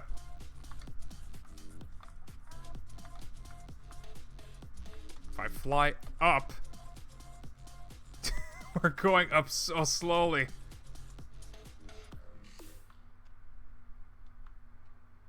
Alright, well I hope you guys can see that the little dwarf is actually rising in altitude. Ever so slowly. I really wish this, I mean, I suppose I could strap on more thrusters to this thing, but I'm not going to do that now. Point is, this will display dwarf positions on the map. And there's this thing that you might have noticed in the inventory called a dwarf key. This thing is, if you have multiple people in your map and you don't want this 3D radar to have that flicker, then you can just stick on a dwarf key like this for as many people as you want, really, however many people you have in your map, and then you just connect them to, or the radar to the dwarf key, and that'll add an additional dwarf to the radar display, so that it'll get rid of the flicker and you can display, you know, 4, 5, 8, I think it's 11 dwarfs total. There's 10 dwarf key slots in the back and 1 in the actual radar itself. So you can display up to 11 dwarfs with this 3D radar.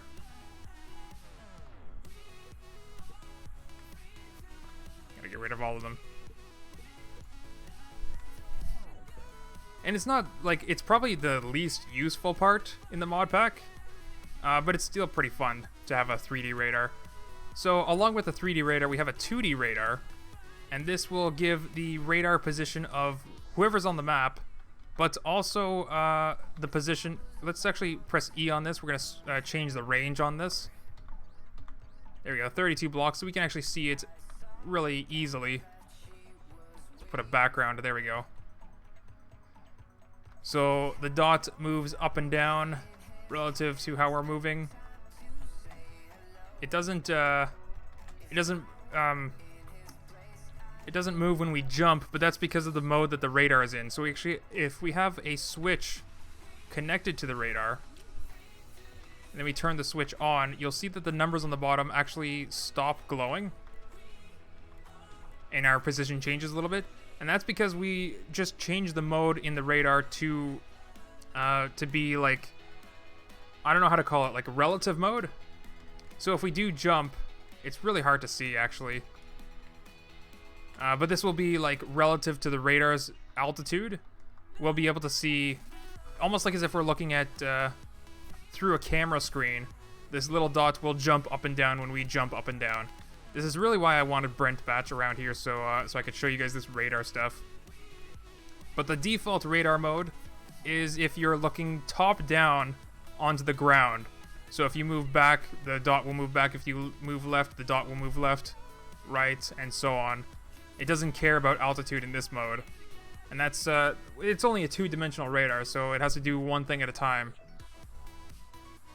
Alright, so the next part actually has a lot to do with this radar. It's the tracker. And this is excellent because if you have... let's put the tracker... You know what? We're going to stick the tracker on our vehicle over here. Bam. And that's all it takes. And then we can instantly track the position of that vehicle. We just got to up the range a little bit because it's larger than 64... Is that blocks or units? It might be units. And there we go. It's on our radar right now. If you're not watching in 60 frames per second, you might not see it because these dots are flickering a little bit. So there's a red dot for dwarf positions. There's a green dot for tracker positions. So if we... let's actually stick a couple of trackers around here. There we go. And you can see we made a line of trackers. And I actually found this, like I had an idea. What if you had like a vehicle race where nobody could actually see outside of their vehicle? All they can see is just the radar screen. And then you make like the racetrack with like, you know, posts here and there. And then you just stick a tracker on them. And then you have to go like from tracker to tracker to actually know which way to navigate. That'd be fun. But additionally, it's also useful if, say you stick a tracker on this, and you lose your vehicle. Oh no, where did it go? You can, if you put a tracker on your vehicle, you'll never lose it again, as seen here. You can see, right there it is on the radar. You just gotta know to go that direction, and that's where you'll find it. So another interesting part about this, let's switch back to the low range. There we go. I only want to see 2 trackers on my screen right now because the next part is actually a radar jammer. And this part's pretty fun. If you look at it, you know, we're gonna stick it right here so that we can see it. And bam, our position on the radar is hidden. And this you can turn on and off. It's supposed to reveal my position when it's off. I hope that's not, oh jeez. We might have to fix that. It's supposed to, yeah, it's not supposed to still hide your position. I'm gonna have to have a talk with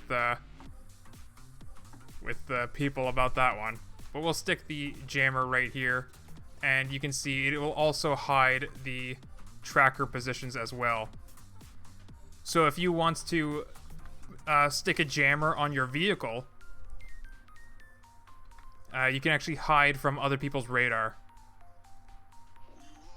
Which would actually be really interesting if everybody's vehicle, like in that radar race that I was talking about. Oh, which by the way, these jammers only work within like a 16 block radius. So right now I'm within the radius, but like over here I'm not in the radius anymore. So it's a very, very short, like these jammers are just enough to hide like maybe a few people, a couple trackers. Like it's not meant to jam everything in the world. It's just meant to hide like 1 or 2 things. Yeah. Very cool stuff. Let's turn that off. Let's see. I'm pretty sure that's supposed to reveal the thing. You can also hook up a switch. Maybe it needs to be a switch. No, I think I'm gonna have to fix that. It's not supposed to jam when it's off. Alright. I'll worry about that later. It's not that big of a deal either, because, like, people usually want it to jam. Oh! One thing, though, about this part. You can take a spud gun, and if it's off, or, sorry, if it's on, and then it gets hit with a spud gun, it'll actually temporarily turn off. Yeah, that's not revealing the location either. But anyway, some of this equipment is sensitive, so you don't want to hit them with spuds, because they will interfere. Alright, so I think that's finally it, except for one more thing, the orientation block. Maybe I'll rename it to the targeting block. I'm not sure. And I'm really sorry, everyone. We'll get to like a Q&A session. So why to use jammers? Why not remove trackers? Oh, well, it depends on, like, we made all this stuff to be very open-ended. I just said I'm gonna get to a Q&A later, and then I answer a question. It's made to be very open-ended, so, like, you can choose how to use these parts. If you want to use a tracker, use a tracker. If you want to use a jammer, use a jammer. If you want to use them together, you can use them together. Like I said, there's the option to shoot jammers so that they reveal. It's not really working right now, but I'll get it to work sometime soon. And maybe you want to, like if you have remote logic, for example, if you hook up your jammer to a wireless router, then you can, like if you ever lose your vehicle that has a jammer on it, but also a tracker, you can remotely turn off the jammer to find your vehicle again. That's just like an example. It really it's up to you how you decide to use these parts. Alright, so let's show you this targeting block real quick. We need a bearing. We need some pipage. I'm gonna get a math block for the WASD converters. We're gonna get electric engines.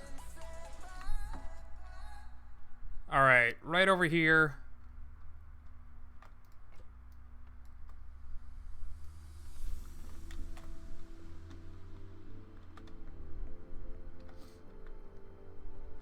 Okay.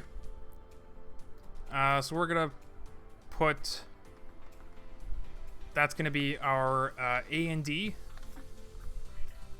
One good thing about this stuff is that you only need 2 bearings for this, one for each axis of rotation.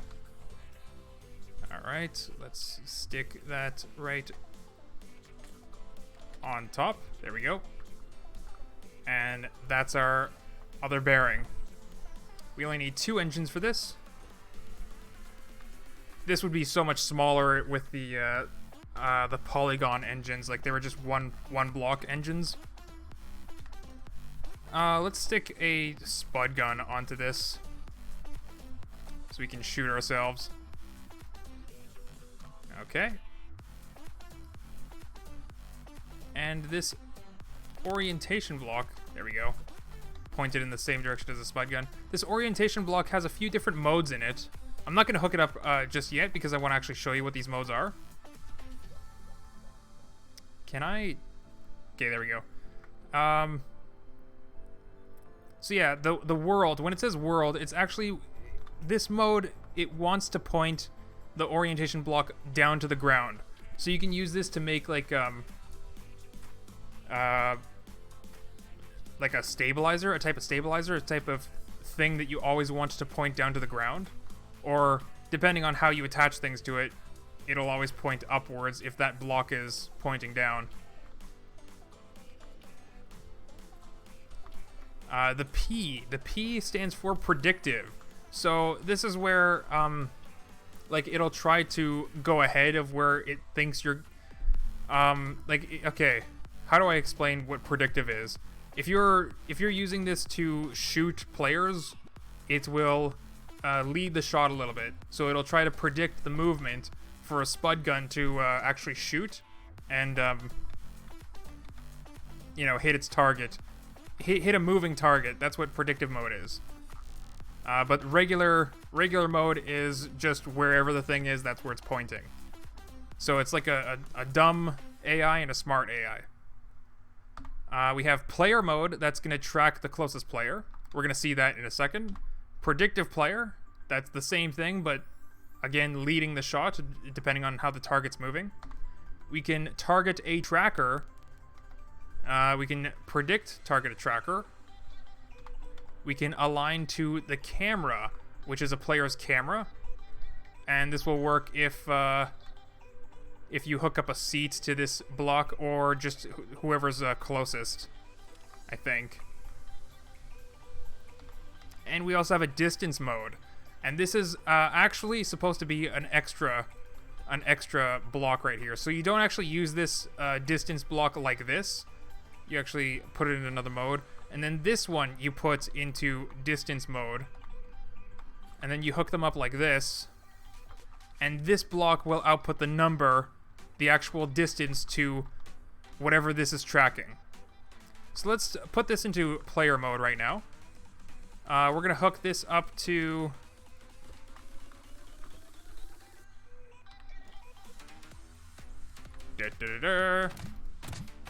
Okay.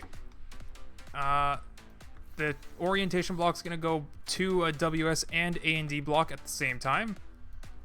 And that's going to go to each engine. This engine is WS, so that's going to be pitch, which is this bearing right here.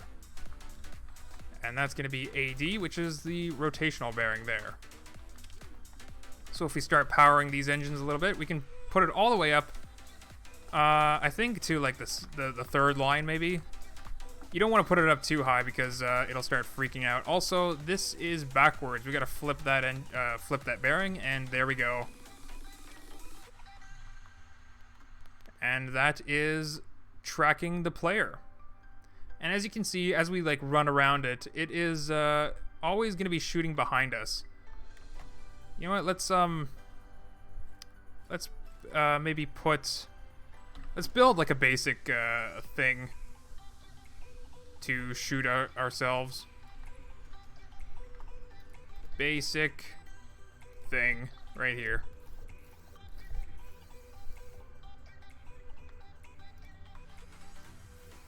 Right to the spud gun. Alright. So if I run around, you can see it's not even close to hitting us. Even walking speed. Walking speed, it's not exactly hitting us. But let's go ahead and hop up here. We're going to switch that to player predictive mode. And now we're going to turn this on. And it should be a lot closer to hitting us. It might be because I'm like going too close and far away from it at the same time, or maybe it's maybe it works better at longer distances. This thing isn't exactly calibrated to be perfect.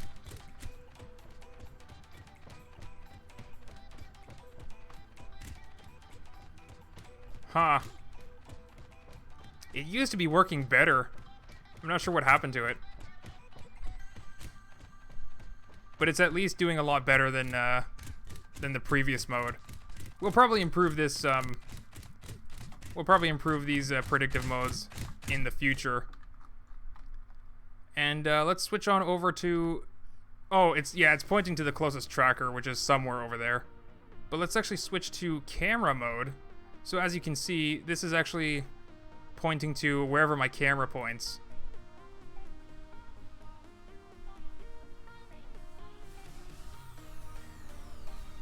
Very neat. And this bad boy over here outputs the distance to whatever we're tracking, which it shouldn't actually output anything in camera mode.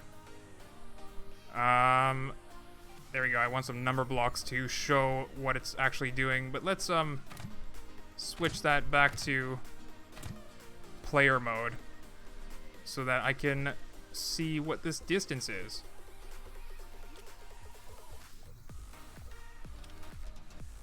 And I'm pretty sure you guys like get the idea at this point. This thing, like this new number format is super easy to use. There's just so much that can be done with it. It's hard to show it all in one stream. So I am 11 blocks from that tracking block. It doesn't look like 11 blocks, but it must be. So that way you can tell the exact distance. And this is not going, like, it's a little bit different than the sensor. Like, you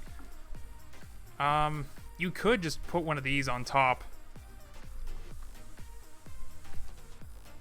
Like so. And then get the readout that way. But that kind of makes it look stupid. And it's, like, inconvenient to stack a bunch of stuff on top of there.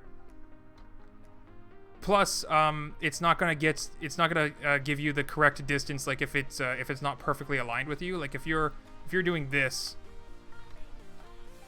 and just moving back and forth, the sensor's not always lined up with the target. So this distance readout is going to be more accurate to whatever it's tracking.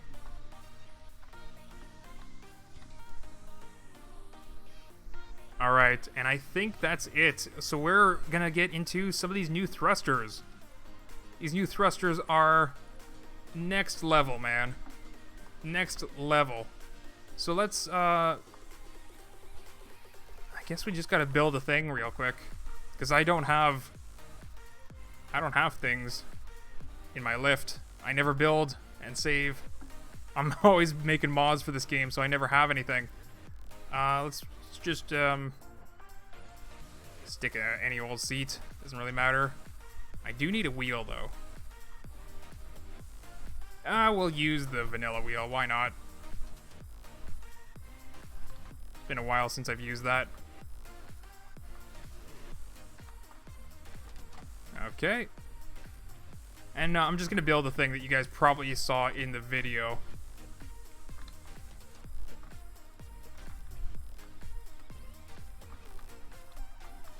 So we're going to start with the smart thruster. It's called smart thruster because it can also input, like it can take a number input for the power value and a switch input to turn it on and off. So we'll show you that real quick, I think. We're going to take a counter block to set the power. And there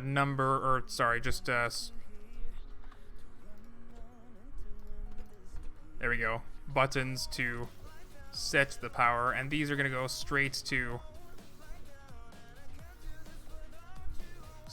our thrusters, and then the seat goes to the thrusters as well because that's our WS controls. That tells us which direction it's going to go in.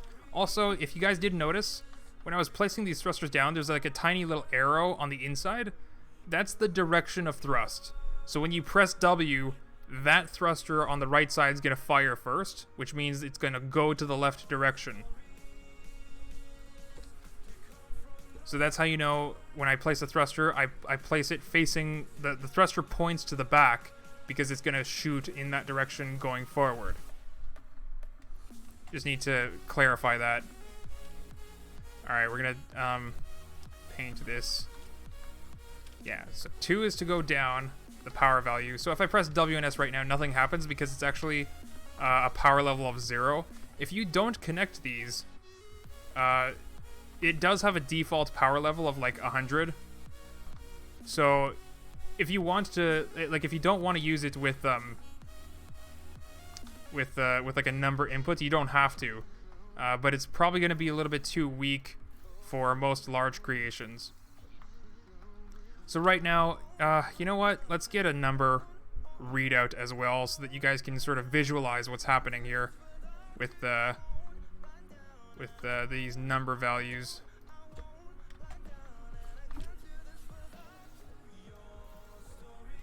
We can get a power reading. What power level am I feeding into this thruster?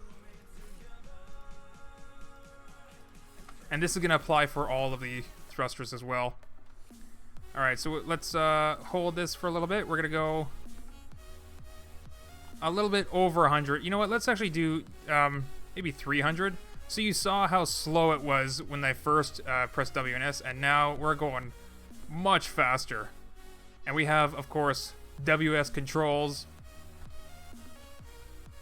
And if I hold down that button even longer, we're just increasing that power level. So let's do 600.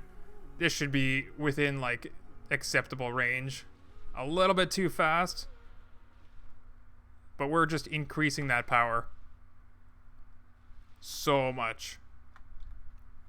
So this is super useful because you can actually program, for example, if using these parts together, you could use the altitude meter to determine how much power to give these thrusters based on your height, based on your altitude. So if it's like too low to the ground, maybe you want to give it a little bit more power so that it floats up. Like you can create an automatically floating platform with this stuff. And let's set that back down a little bit. As a matter of fact, we can just get out and click this to reset. But one thing that I want to try and build is maybe a jetpack. I'm not sure how easy that's going to be, though. Let's build it on here, I think. Okay. I'll get that down. Okay, we're going to put a seat on each side so that it's a balanced creation. And there we go. That's a simple jetpack.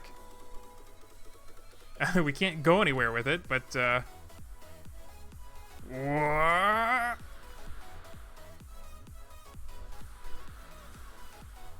We have just reached 2 hours. I know. I'm so terrible. Oh my god, I wanted this to be like a 1 hour stream. This did not go as planned. Alright, so let's actually go on to the next one. The next thruster. We'll get rid of these bad boys. This is a WASD thruster, and if you have seen in the video, you can actually control the pitch of these thrusters just with your seat. That's don't start rolling away on me. Don't start rolling away on me. So I need a switch. This is a switch. There we go. Okay, hook that up to the seat. Hook that up to the thruster. There we go. So now we have an on-off switch for our WASD thruster. It's not going to run away on us. You got to watch out for that. I always forget about it. So just keep that in mind. This thruster is always going to fire unless there's a switch on it. And that's because WS don't actually fire the thruster. They pitch the cone up and down. And this is going to be useful for like maybe rockets. Like if you want to build an Elon Musk style rocket that can land on itself. Maybe use this in combination with the targeting block. If you want to target the ground and use this WASD thruster, you can actually make a self-landing rocket. Yeah, so this it needs a switch because when you press W and S, it's not like the other thruster where it powers itself with W, with a press of a W or S. This powers itself with like a...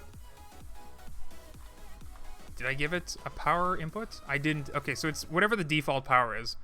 If we just press that, there we go. And this is kind of a weak rocket, so we can't actually see the thruster taking effect right now. So let's turn that off. We're gonna connect the power input like that. You can also build like your jet planes and stuff. Alright, now we're just going to up the power of this. The default power for these thrusters is like about 100. So we're just going to do maybe like 5 times. It's like as if I put 5 of these rockets down. And hopefully we'll see if, yeah, there we go. We can actually steer with A and D. Whoa, drifted a little bit. Bye, jetpack. Didn't mean to destroy you. And, I'm lifting up my back by tilting it down. But I could give myself downforce by tilting it up. That takes away from my ability to steer, but it's also giving me a lot more control. It's keeping me grounded a little bit. Let's turn that off. And with the thruster off, we actually lose our steering ability. So that's not... that's something to keep in mind. You don't actually have the ability to steer when the thruster is off. Do I have the thing from the video saved? Infinite rocket? No. Lots of rockets, but not the thing that I built. Let's see if I can remember how to build it. Oh, okay, so one thing that I actually need to point out, this model is not complete. It's a very ugly model. As you can see, the textures don't really make sense. Don't really make sense at all. So one thing that you have to keep in mind when you're placing this down is, I don't know if you can actually see what's going on with the ghost image. So over here, this is the bottom of the thruster, and this is the top of the thruster. Maybe I'm gonna turn it around so that you can see the top of the thruster. Again, like, it would help to have like actual textures on this thing so that you can see what's going on. The top of this thing just has like a gap, like an open space over here. I was thinking about putting a display on this thing, but I never got around to it.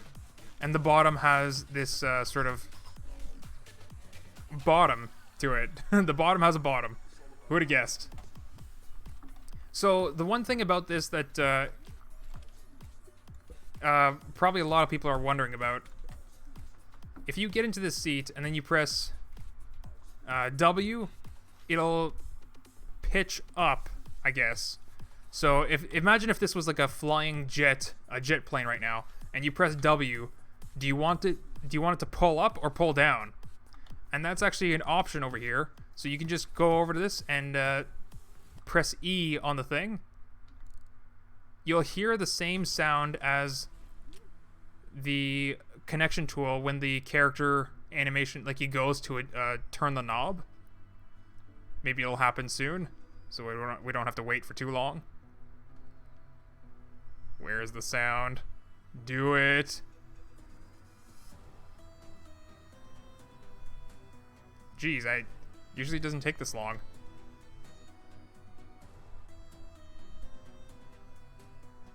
Is it something that happens with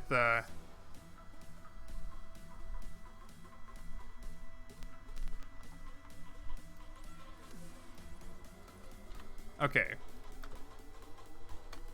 Bearing, controller. Okay, so... Oh, okay, so it's the sound that happens when you flip a bearing.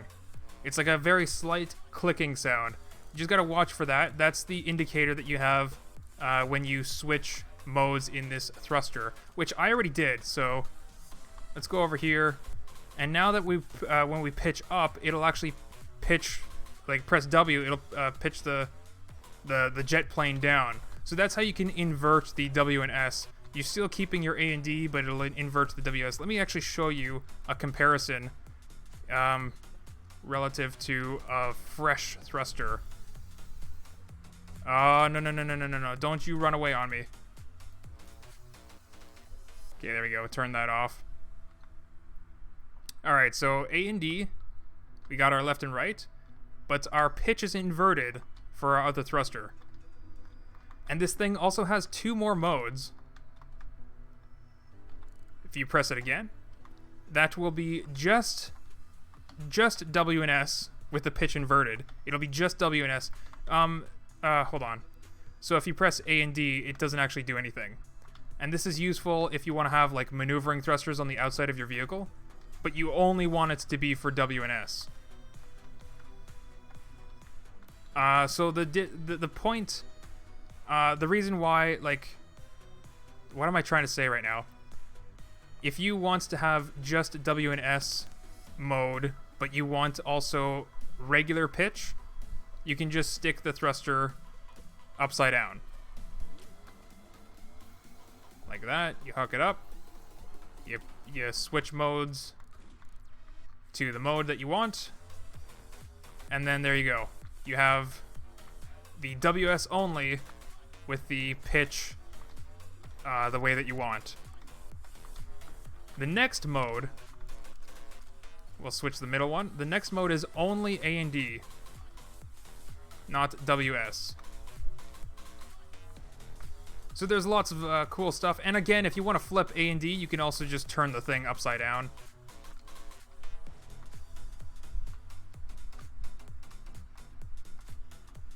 Just like that. So you just got to keep it in mind which way, which one is the top, which one's the bottom. If you want to, like if you're one of those expert people that like to use the console. Why is that spammed in my console? There's something over there with the other logic. But if you, oh my god, it's spamming constantly so we can't see it. That's unfortunate. I wanted to show you this console stuff. It'll tell you which mode you're in the console, if you're one of those people that use the console. But you don't have to use the console if you just remember what it is. Also, keep in mind, we're going to have updates in the future where we can just have like a graphics user interface. You press E and it'll just be like a little menu where you can choose which mode. That'll be a lot more useful than what we currently have. But we're waiting on some scrap mechanic updates before we get that, so just wait patiently with us, and these parts will improve with time. Alright, let's show you the Gimbal flyer. It's pretty straightforward. Did I call it something else? Easy flyer. Because it's so gosh darn easy. What is this? Altitude? Why do I have an altitude readout on this? Let's just get rid of that. Alright, so we flick the switch. Oh, so let's see what this is right now. The seat is connected to all of the gimbal thrusters. And the switch is also connected to all the gimbal thrusters. So, like the WASD thruster, it needs an on-off switch. Otherwise, you're just going to lose your creation. But once we flick the switch, they'll all be powered. And this thing is like pretty good weight balanced. So it's not flying off on me. But no matter how these thrusters are pointed, they'll always try to point up. You can connect them to a seat to also give them WASD tilting. So right now we're... if you just look at the back one, just the back one, don't pay attention to any of the other ones. It's W to go forward, S to go back. Oh, okay, A and D, this is an already built flyer, so you'll have to bear with me, because, you know what, let's actually show you. We'll go back down to the ground.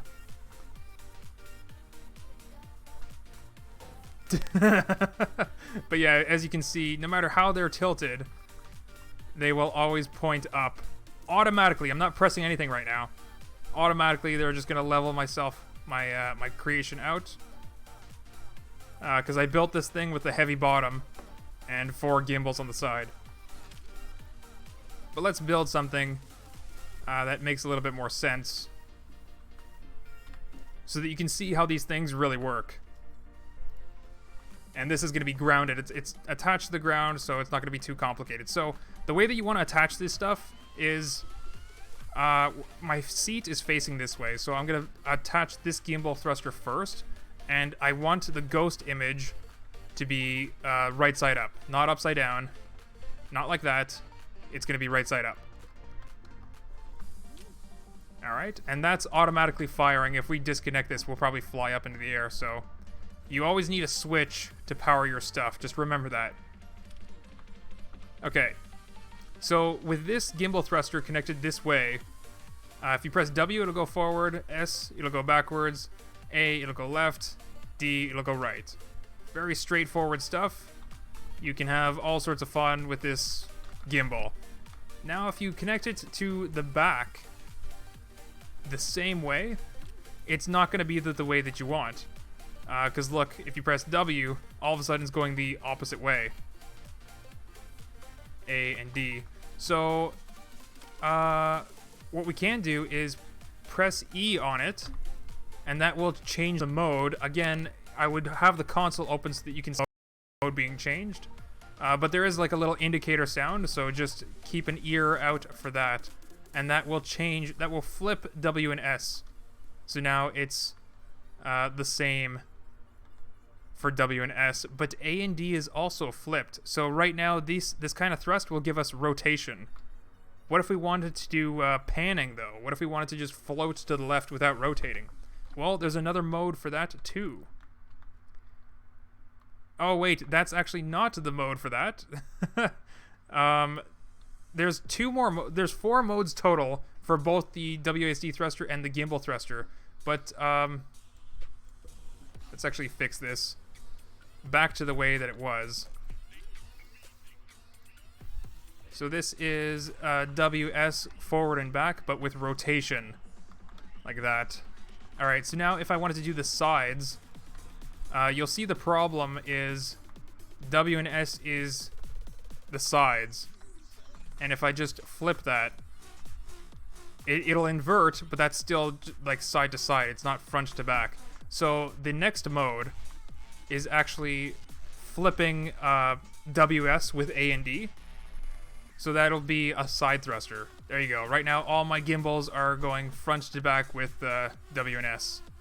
If I do left and right, that's how you orient your gimbal for the side of your creation. Can we change modes with an input number? No, the input number... We'll get to a Q&A, but just real quick, the input number sets the power. I might be able to do that with like a white input number, maybe? Or a black input number? But I don't see why you wouldn't have to change your modes. Like, it's something that you really just set the mode and that's it. Set it and forget it. Alright, and for this side, I think we need the 4th mode. So, 1, 2, 3. And that'll do rotation for WS and panning. Okay. So, one thing that you might notice is some of these thrusters don't actually go the way that you want. So, remember when I said that you want to make sure that you place the thing right side up? This is where you actually want to ignore that advice and place it upside down, because that inverts A and D on its own, and the thruster will like snap back into right side up because these thrusters naturally want to point in the upwards direction. So let's set that to the last mode, and there we go. All the thrusters are going in the correct direction, and we also fixed the A and D. So let's fix this back one too. You're always going to need this, like if you want them to all go in the same direction, you're always going to have to do this for one of the sides, and like either the right side and the back or the left side and the front. You're always going to have to do 2 of them upside down. And we're going to set that to the 2nd mode. And there you go. All thrusters will point in the same direction, and this is going to be our panning vehicle. And that's how you set the thrusters to pan instead of rotate. It's going to take a lot of getting used to, and I'm sorry that we can't make this a little bit easier to use with like an actual user interface. Like the logic gate, for example. This user interface, this custom menu. We will definitely have some of these when the game is updated to include some of this stuff. And then you can just like point and click and choose your mode, you know, however you want. And we'll probably include like a nifty little graphic to show you how the modes actually work. And I think that's it.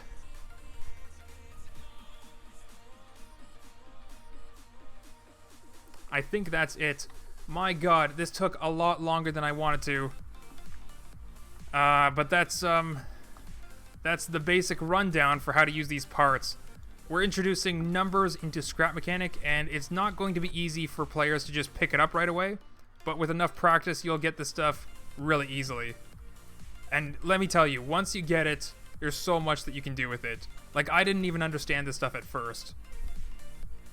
See you later, Dan P. But we're going to start with the Q&A session. If anybody has any questions about these new parts, anything that I might have missed or you have questions about, go ahead and start asking now. I'm going to be looking at stream chat a lot more now because I'm not focused on like my explanations. So have at it. What do you guys want to know? And if you guys want me to build something, maybe I'll try to build something. I had some ideas earlier during the stream, but I kind of forgot them.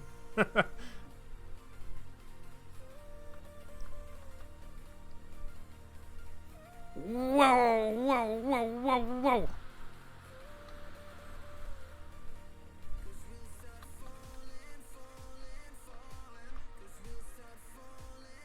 Can the logic stuff go in a separate mod pack? Why? Why? No, they can't, because we're introducing numbers in scrap mechanics. So a lot of this stuff, like the smart sensor, it outputs a number. So you want to use it with the things like the math block or the memory panel, or even the ASCII block or the color block. Like a lot of this stuff it's required to fit together.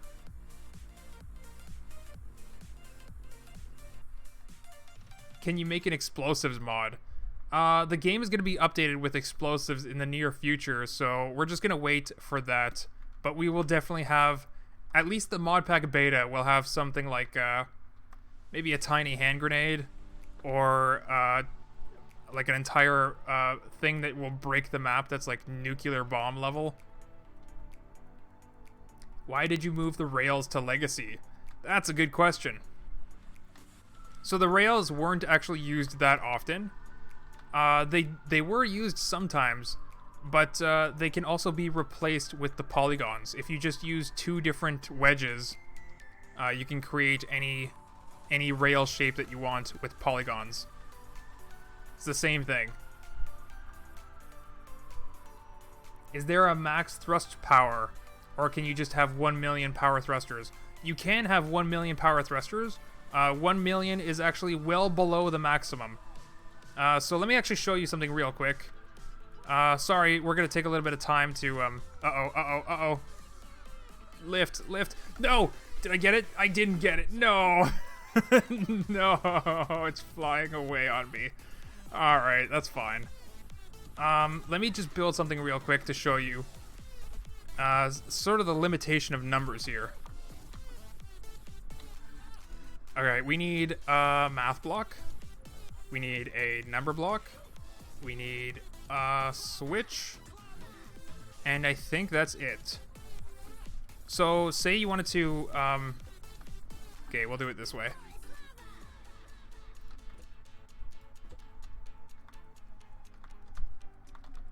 Okay, white over black.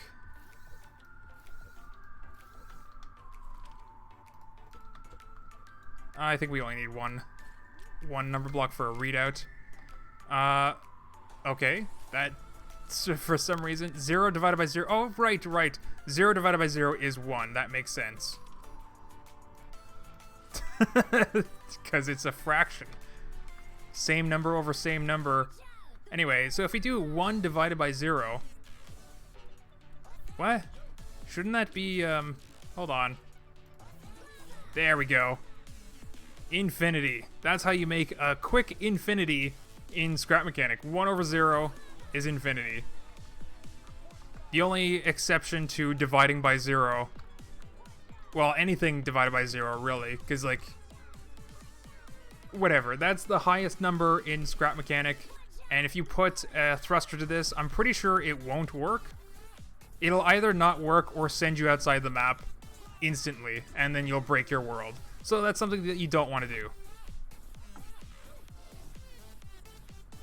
You should try building a rocket that aims itself in the direction you're looking. Oh, that is a excellent suggestion. I really want to do that. I'm more wondering about something about recording and streaming. Can I ask that? Yeah, you can ask whatever you want, really, but I still want to focus on the Modpack update. With the WASD converter, can you put a base value that adds 1 or removes 1 when steering?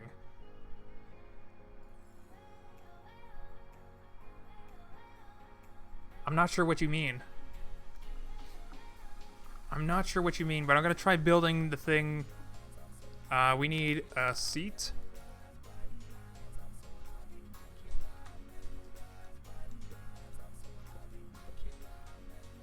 I'm gonna pull out my spud gun because it's easier to scroll backwards than it is forward. Okay, A and D. Was it A and D? I guess it will apply for either, but I'm just gonna use it with A and D.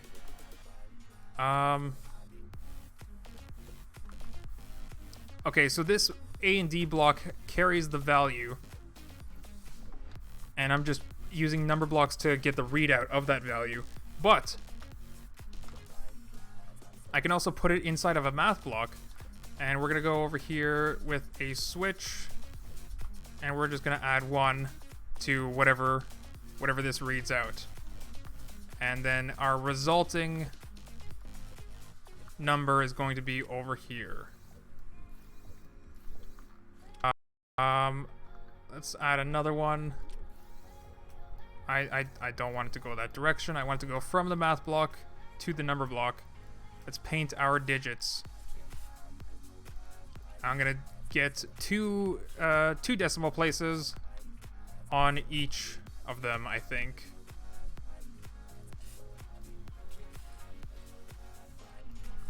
Alright. So we're gonna add 1 to whatever we're doing. And if I steer left, it'll be 0. If I steer right, it'll be 2. Is that what you're talking about? Like, you can do whatever you want with these blocks. I hope that was an answer to your question. I don't know. Adds 1 or removes 1 when steering. I mean, yeah, so like we have the value of 1, and we're removing 1 or adding 1. That's what you meant, right? And then, of course, you can, like, multiply this value by 100 to power a thruster or whatever. Make targeting sensor on wall, please.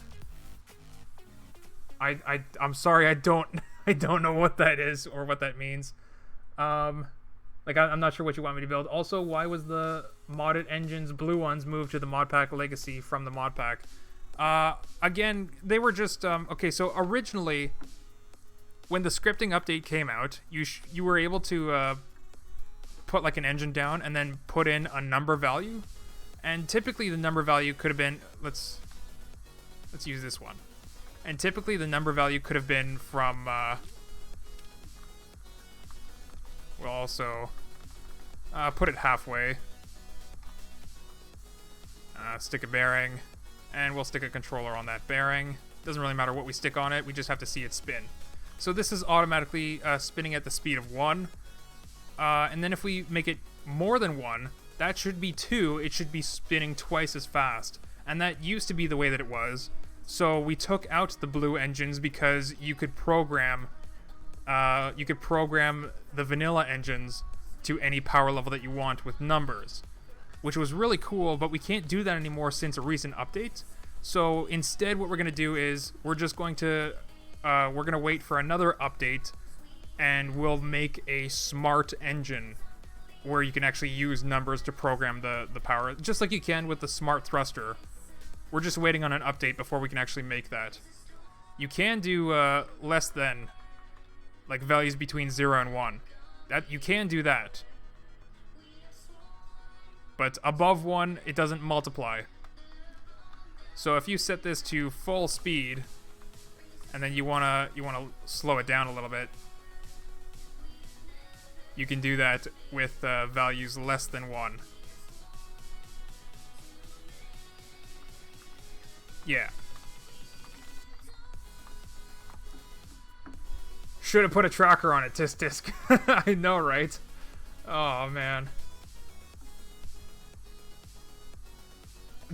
Another cool thing though about the orientation block, the tracking sensor, like it'll point in the direction of, I can see it in the sky, but it'll point in the direction of your tracker if you set it to tracker mode. So it'll show you exactly where your creation is in 3D space. The new blocks are really useful. I agree. This can be a cool block that lets you play music, display a video, and sound. No.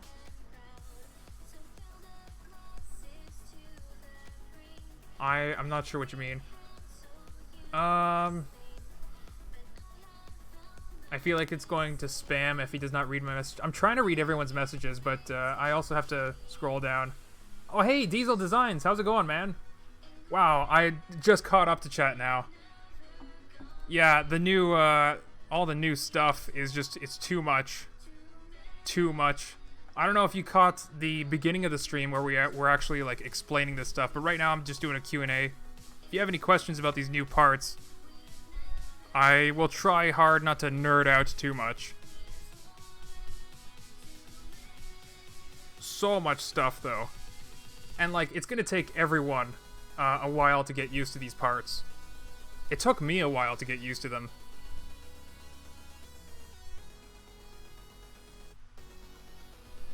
So one thing that I really want to try building, you know what? I'm going to build actually something very simple first. It's not going to be good, but it's going to be simple, and it's mine, and I like it.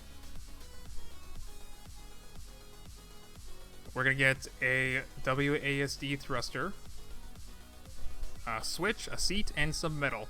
And it's going to be the same thing that you saw in the Modpack video.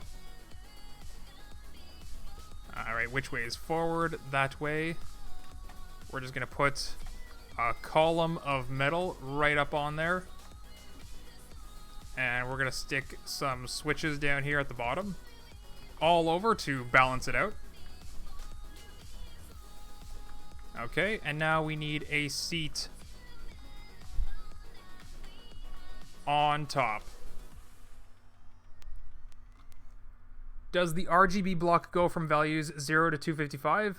How do you use it? It goes from value 0. Brent, he's talking about the channels. So if you make a blue channel, a green channel, and a red channel, they'll each go from 0 to 64. And that's just it's more of like a temporary thing. Awesome, my seat's facing the right way. But yeah, it's more of a temporary thing. When we get some updates to Scrap Mechanic, we will increase the number of colors, and then they will go from 0 to 255. But right now, it's just 0 to 264. Alright, so this is WASD thruster. Very, very cheap version of Elon Musk rocket. Oh, you know what? You know what I forgot to do? I forgot to hook up the seat to the actual thruster. Can I get in the seat, please? There we go. Alright, so now I can go W, lean back. Whoa, whoa, don't lose control.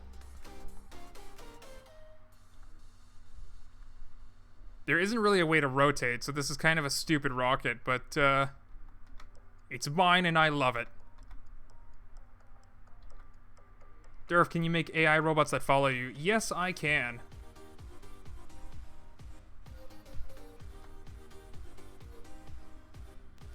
Let's do that. Let's make a little AI robot that follows me. Whoa, whoa, whoa, whoa, whoa, whoa, whoa.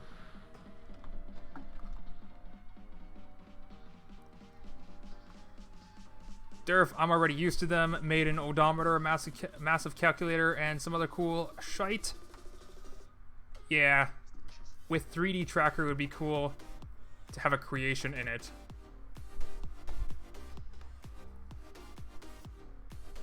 How did you get the name Durf?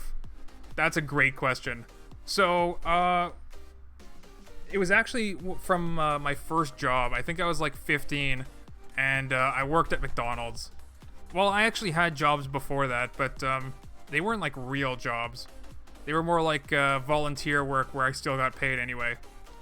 But anyway, for my first job, I actually worked at McDonald's, and there was a guy there. I was working in the kitchen with another dude, and one day he was just like looking at me and he just called me Durf. He didn't mean it like in any negative way. He just sort of meant it kind of like affectionate. I don't know. It was just the nickname that he came up with on the spot, and it just kind of stuck. And it wasn't really yeah,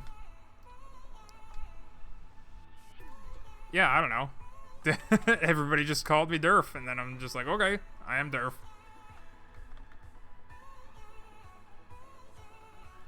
GG Durf and other modders for this mod. Yeah, man, the entire Modpack team worked their butt off. Brent Batch did a lot of the scripting work. Lord Payne made the radar models. They look amazing.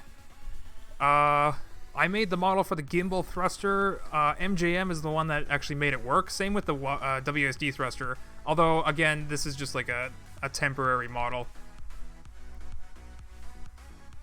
For the time block too. I made a lot of the models for these scripted stuff. I kind of forgot how much work I even put into this stuff, to be honest. Yeah, I don't think there's anything else new at the bottom. Just the regular old stuff. It's mostly just a big script update.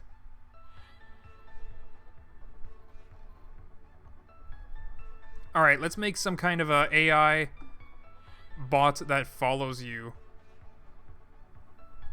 I think we can do it with we're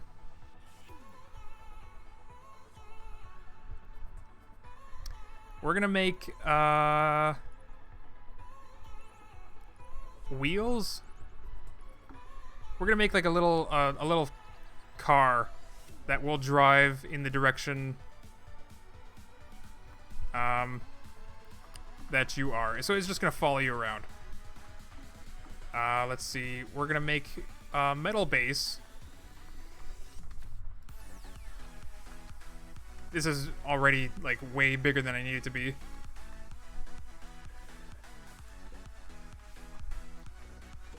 I like to make use of these. There we go. We're gonna make it. That's not. That shouldn't be.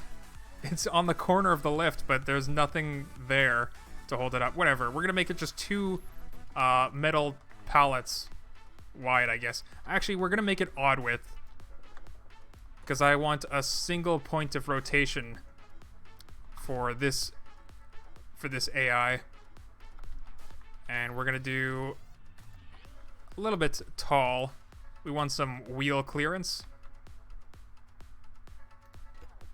but this thing's not gonna go too fast, so it doesn't really matter if the wheels are like colliding with the top or not. I don't think they will. It'll work. It will work. Alright, so and then for the back we just need an idle set of wheels. They're not really going to... Do I make them pivot? Yes, I do. I do make them pivot. Except I'm going to make the pivot point further in.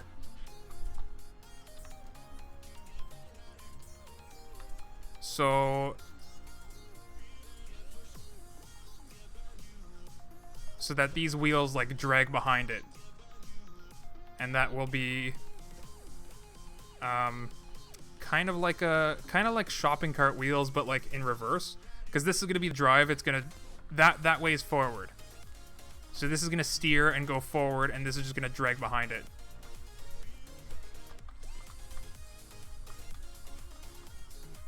And these wheels aren't even going to be powered. It's just going to be the front. And I'm also going to do a cool thing where...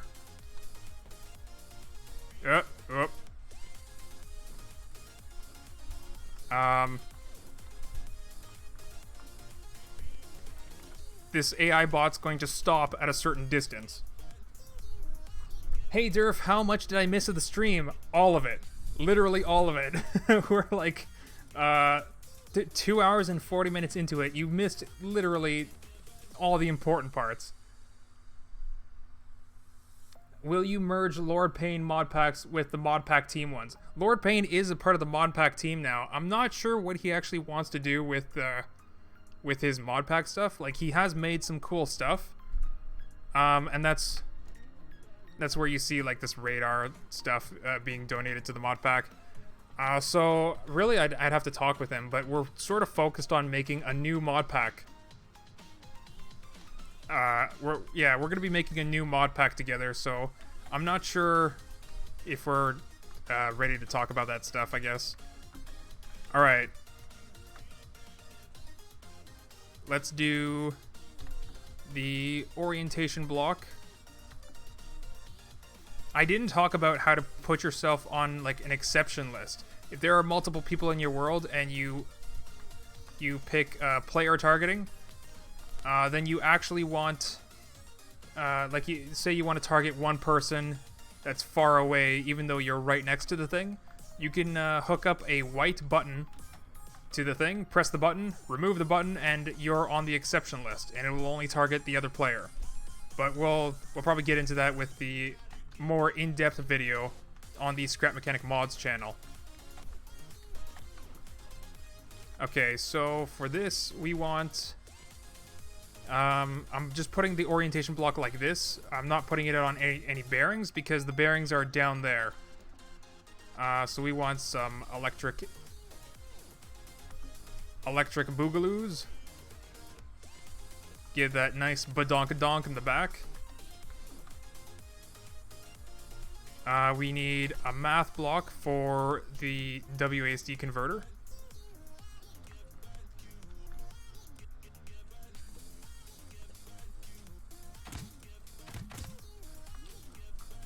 I don't know if Diesel Designs is still in the chat, but if you guys don't know who he is, what are you doing with your lives? But also, he was the person that really got me into YouTube. And I am not doing him justice. Not at all. But you guys should definitely check him out if you have not. I think he's getting back into some Scrap Mechanic.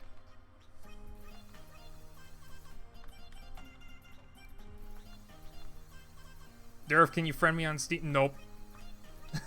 Nope.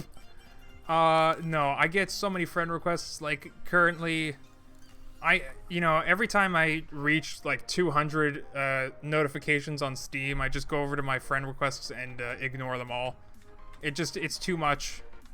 And that's something that's more reserved for like Patreon supporters or Twitch subscribers when I do Twitch sub games and stuff. Okay, so for this, I think this should be like basically enough. So we want to make this, we don't want to make it too fast. That's the drive motor. This is the steering motor. Yeah, that should be fine. Oh, I'm a dingus. I'm a dingus. I'm a dingus.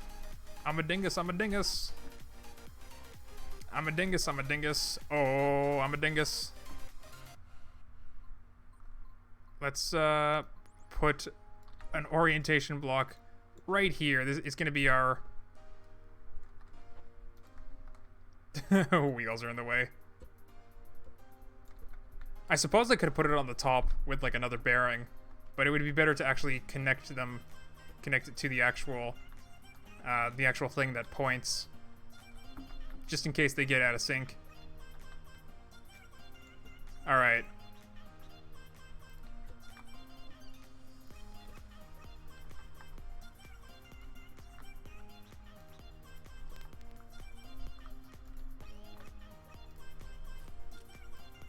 So get our drive motor hooked up. And hook up our WASD converters. And there we go. Alright. So now it's going to point... Whoa. It's not very stable. Oh, that's because of what I did in the back. I am not a smart boy. That's okay, though. As long as this is... Oh, and you know what? I don't actually need this. But what I do need is...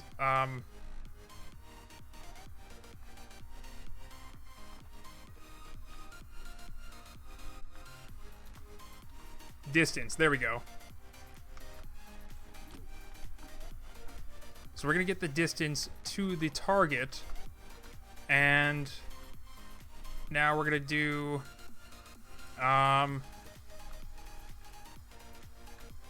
let's see. If it's...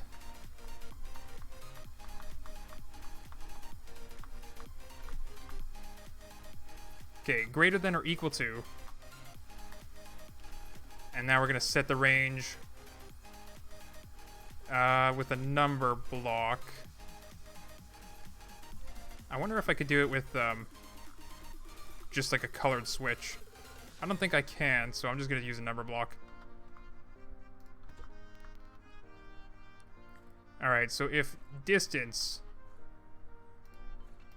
is going to be greater than or equal to this number,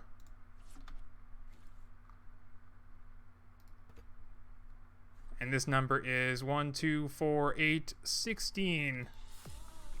So it's always going to follow us within 16 blocks. I'm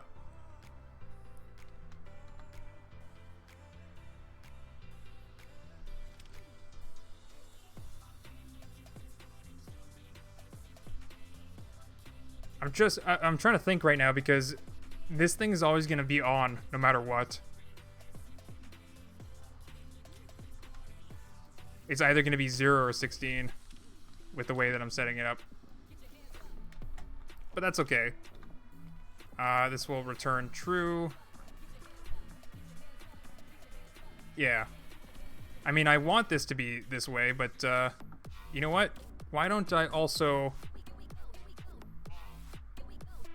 I could also fix that with multiplication block. And we'll just do times 1. Okay, so let's not connect to this motor here. It's going to be the multiplication block. So this is going to be 1 or 0 in this case. It's going to be 1 or 0. So... Right? Is that it? Wait.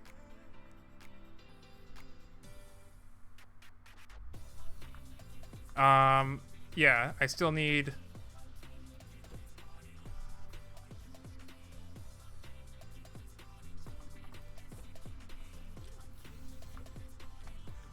Okay. It's getting a little congested in here. Alright, so there we go. It'll times 1 to whatever this is. And this will be the main on-off switch. So as long as this is off, it doesn't matter what this is, it won't start going towards me. And this is the range on-off. Alright, so I think that's it.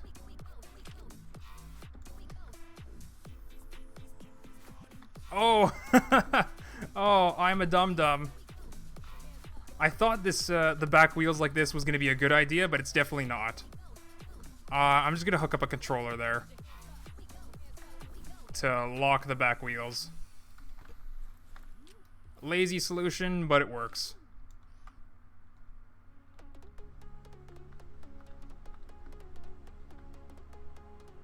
What's going on?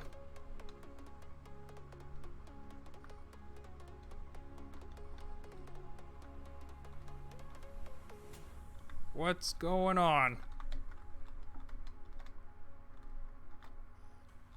It's turning one way. Like the steering works, but it's not rolling forward, and I'm not sure why that is. Anyway, I'm sorry. I gotta pay more attention. This is supposed to be Q&A, so Jacob super chatted. Oh, thanks, Jacob, for the $2 super chat. We know you're a dingus. Yeah, thanks. Thanks. You're always so supportive. Money doesn't buy happiness, but it does buy insults. Wait, I just came and found Durf making exactly what I wanted. Yeah, sort of. I mean, failing at it, but... No need for a number block. Switch can go directly to multiply block. Okay, but that doesn't explain why, It doesn't oh, what? Oh, okay. I just didn't have it on.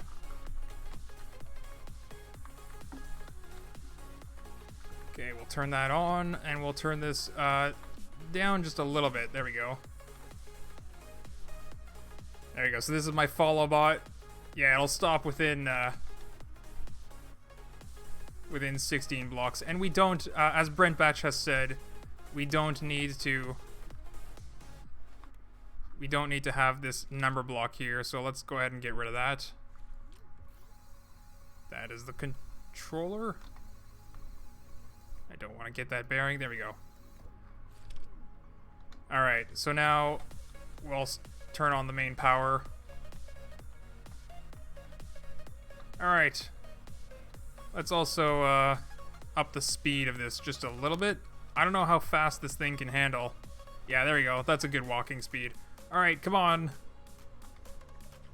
Come on, robot dog that doesn't have a face.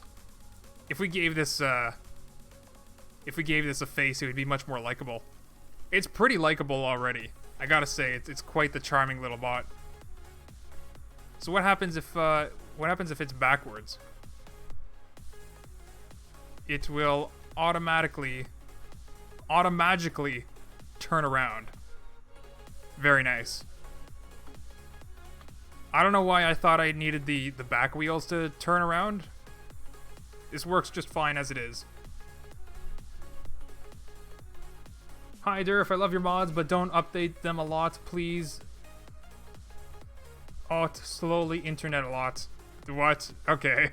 Well, we do have to update them some more. There's gonna be more updates, but it's gonna be like a month from now or something. Like the Modpack beta, we're working on updates for that next, and mod testers are gonna get early access to that stuff. Let's go down this path.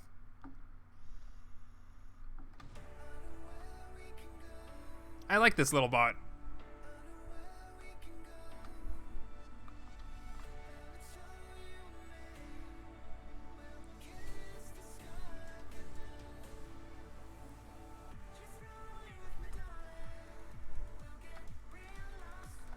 Alright, so one other thing that I wanted to, that you guys suggested that I could build is a rocket that points in the direction that you look. And I wonder if that's even possible. It should be possible with the WASD thruster. WASD thruster. Orientation. A seat. I got rid of the switch like a dingus. Let's bring my switch back out. I wonder if the orientation block can power or can affect a WASD thruster. I'm not sure if it can.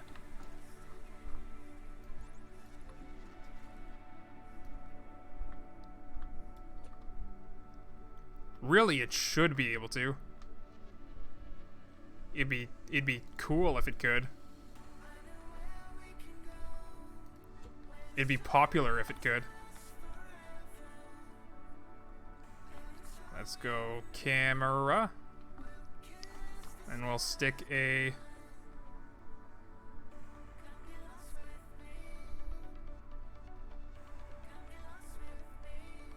There we go. That's right side up. I don't know if that's actually going to work, but it's vibrating. I don't think it's going to work. I also don't know if the WASD thruster takes WASD converters.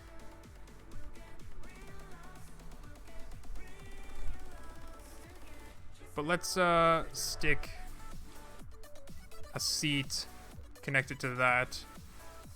And I don't think we need to connect it to this now. But we do need a switch.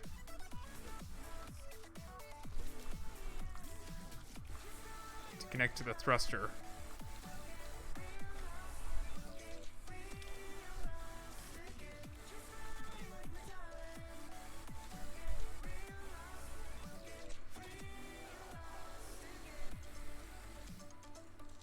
It's really hard to tell what's happening with this.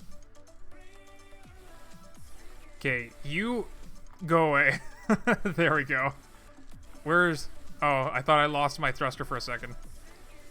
Let's actually make this a little bit lightweight. Let's also pull out my weld tool to fix this a little bit. We're going to fix this by...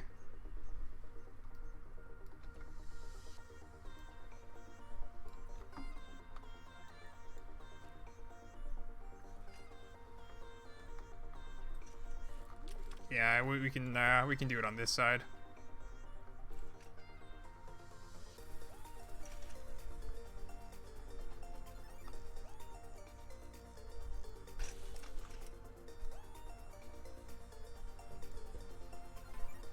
Okay, so that's now right side up. Alright, now let's make this thing a little bit more lightweight.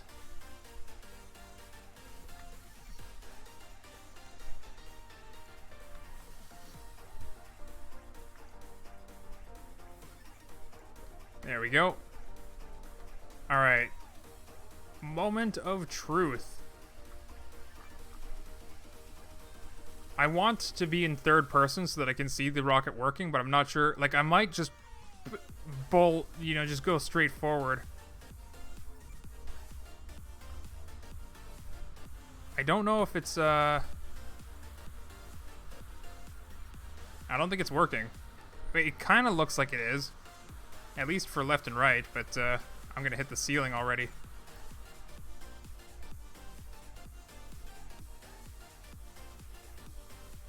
It's so hard to tell if that's actually... I don't think it's turning.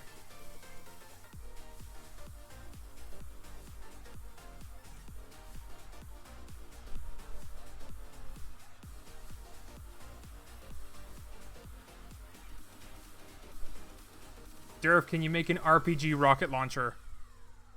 Yeah, of course. Well, there is an alternative to this.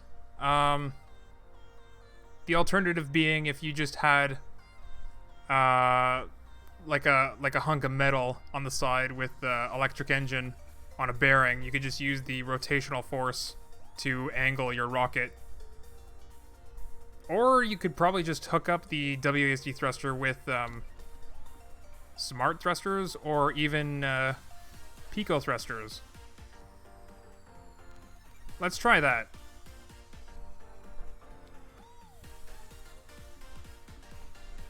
I got rid of my weld too. I'm not sure if I wanted to do that. Yeah, so that's just going to be our main forward thrust. So we don't actually need the orientation there. And I know I can just hook up the seats to this to have controls, but I want camera controls, right? That's set to camera, so... let's have a math block. Yeah, we already have my spud gun.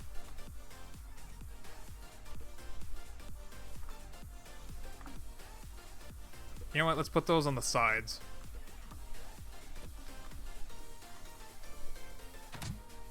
Oh! Oh! Forgot about that. Okay, so that's WS. This is AD. And we're going to put on the back side, but not too far on the back. Somewhere like around here maybe. And we're gonna put those on the lowest power possible, because in the air we have no way of like actually slowing ourselves down. Although I suppose I could just use some wing parts to like stabilize it. That would make sense. So orientation block to both of these. And then, oh, you know what? I need one of them.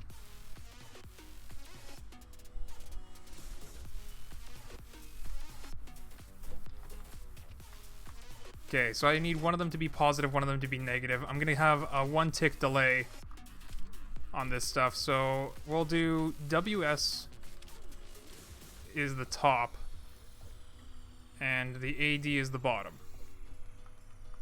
Okay, so WS will go positive is this thruster, negative is this thruster, AD is positive is this thruster, negative, I don't know what I'm hooking up right now.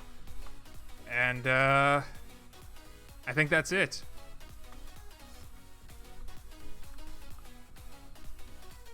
Oh,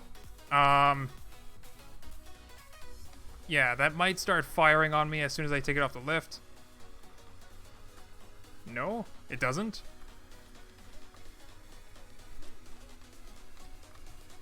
Oh, because the seat is connected, I think. Huh. I don't know. I don't really have the brain to do this. Durf, current script isn't made for Orient block. Need to change it up a bit. Okay. Alright, we'll deal with that later then. I hereby declare that the following bot is now called the Durf bot. What, this guy? This little cute guy over here?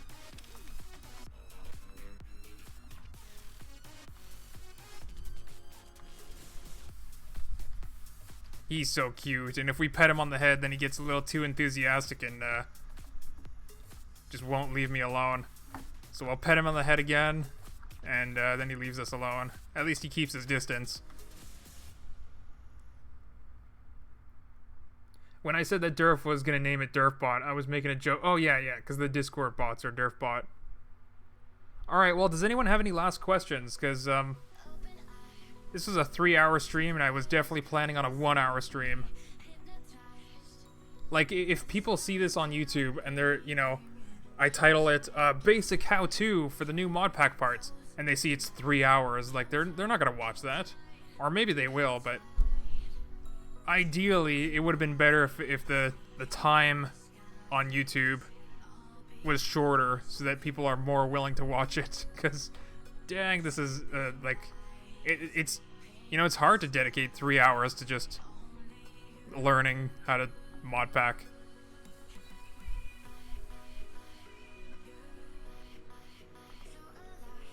Do I have anything else that I wanted to build?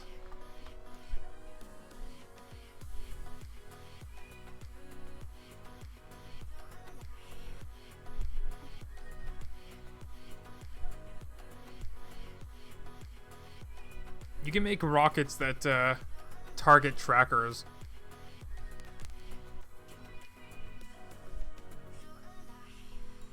Oh, you know what? You know what I'm gonna build? I'm gonna build another follow bot.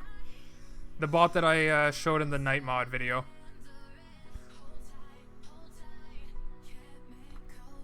Please upload the follow bot to the workshop. Sure. Sure. I'll do that right now.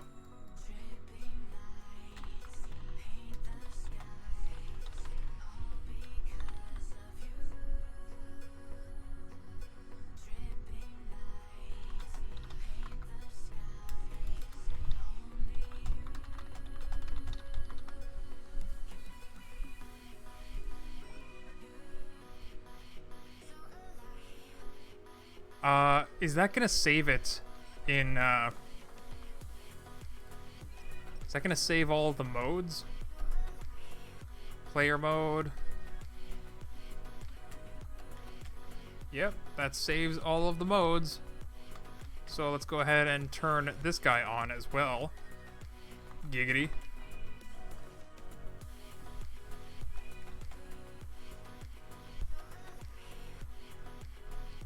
Come, my follow bots.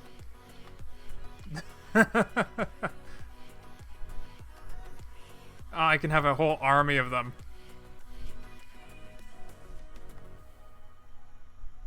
Alright, so let's go ahead and upload that to the workshop.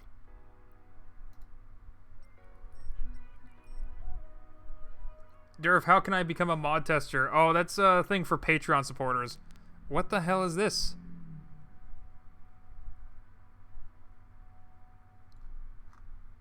What do you mean? What do you mean? Okay, I just refreshed. Let's set that to public. And add required items. Items my favorite.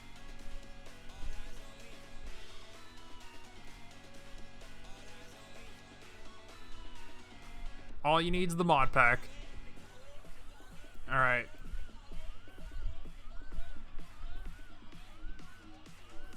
So that's a basic follow bot. I'll watch for whatever comments you guys have. But let's build another follow bot, and then that'll be it. Great, now I shall weaponize them and force them to blow. Yeah, you could put automatic turrets on this too.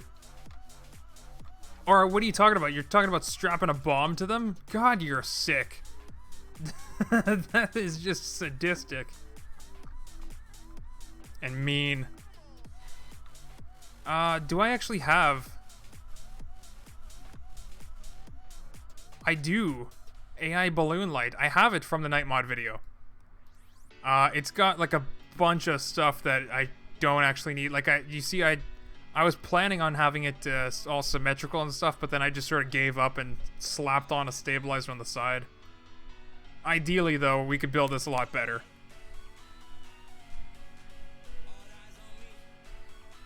Yeah, very simple build though. Alright. And the lights actually don't work from the lift. That's one of the things that I realized. Let's turn these guys off. Because they're going to get in the way. Alright, what do we got? Just one switch.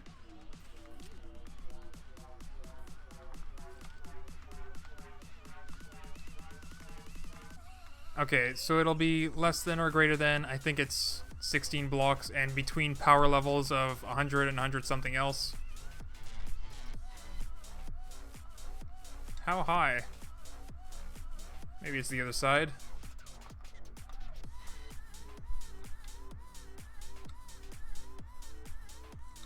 Huh. There was like a logic gate indicator that I don't really see anymore. Hopefully it just doesn't fly away on me. Okay, cool.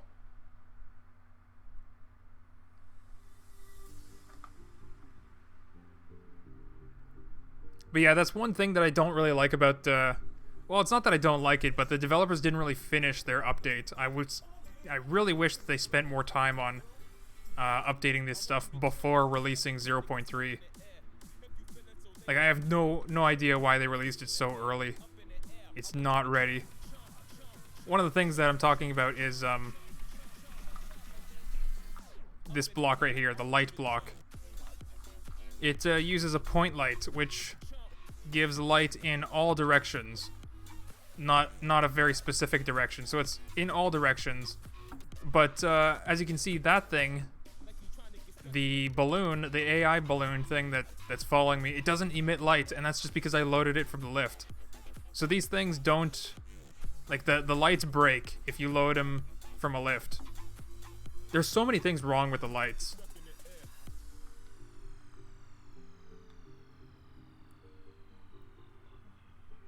How do I make the same block two different colors? Oh, that's funny. Add a sensor to the front that would make it stop going forward if it gets too close.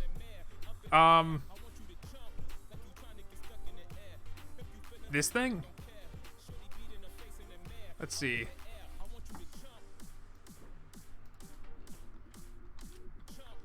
The problem is it uses two different orientation blocks because it's just two-dimensional. So both of them are using AD converters. So I would need two different distance indicators.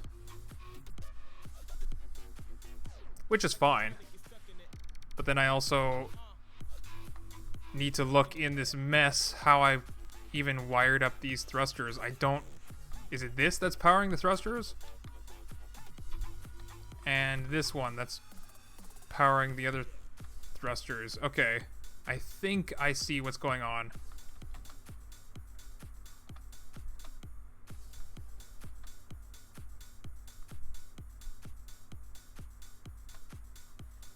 I think. I don't know. I think. Okay, so then if I just need 2 sets of the same logic. The problem is though, how am I gonna hook this up in a way that makes sense?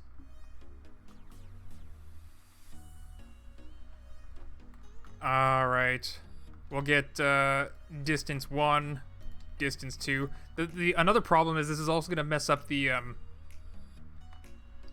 weight balance. So I might need to up the power somehow. And I don't know. It's like one of these logic gate colors. It's a really janky setup. Like, there's much better ways of building this thing. Okay, so distance, we're gonna get this guy. No, that's the wrong one. This one. I think that's the right one. Okay, so that's gonna be for...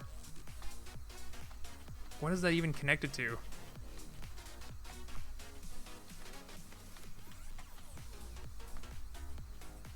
The problem is I don't know which one's which. Although I guess it shouldn't really matter.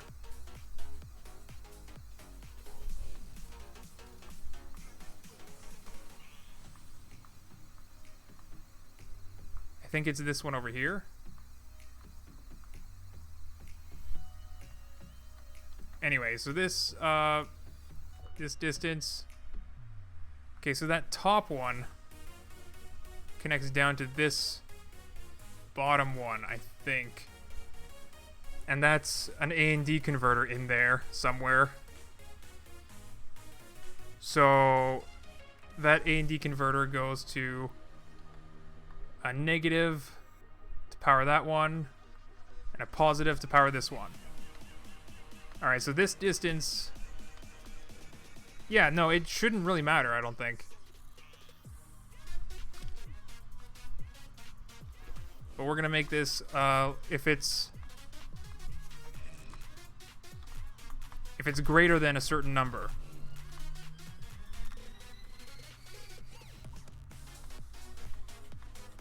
And, you know, oh wait, I passed my... I passed my thing.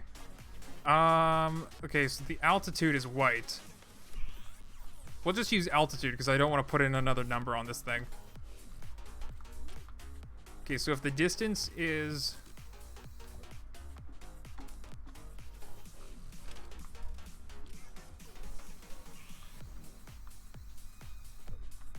There we go.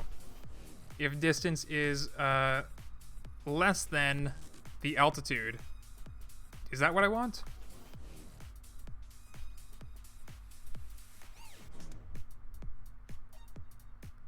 Altitude's gonna be greater than the distance. Okay. No. No.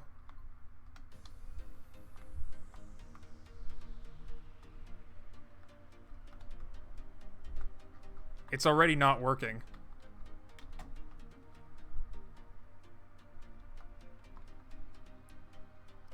This altitude is just, oh, you know what? Because it's so low to the ground, that's why.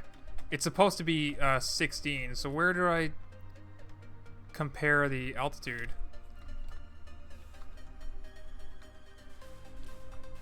Okay, so what connects to this?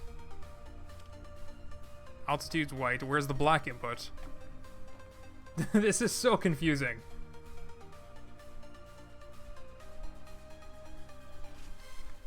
I think it's this logic, this number. So if I turn this on, that's 8. Okay, so it's 8 blocks. All right, so I don't need to I don't need to use the altitude then. I could just use this number 8. Okay, so now if... Yeah, there we go. So it'll fire if it's farther than 8. Perfect. Alright, now I just gotta do the same thing on this side. And I use the top orientation block. There's like so much in here. Okay, there we go. That one. Do this. That's gonna give the distance for the other one. We need a comparison.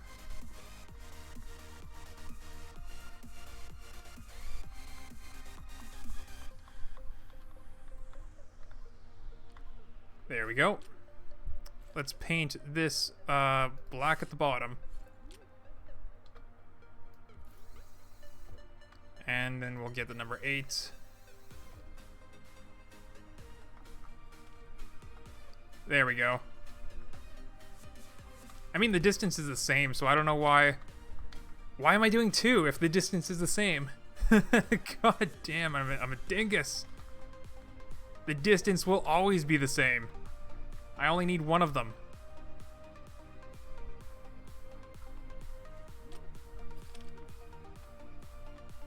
Okay.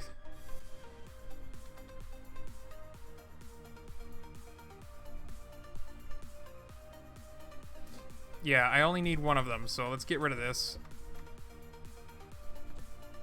But I do need, like, 4 multiplication... Whoops. Like 4 multiplication blocks.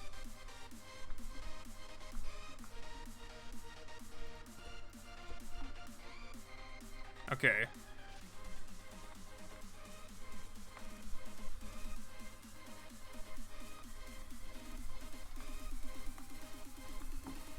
And those are gonna be directions.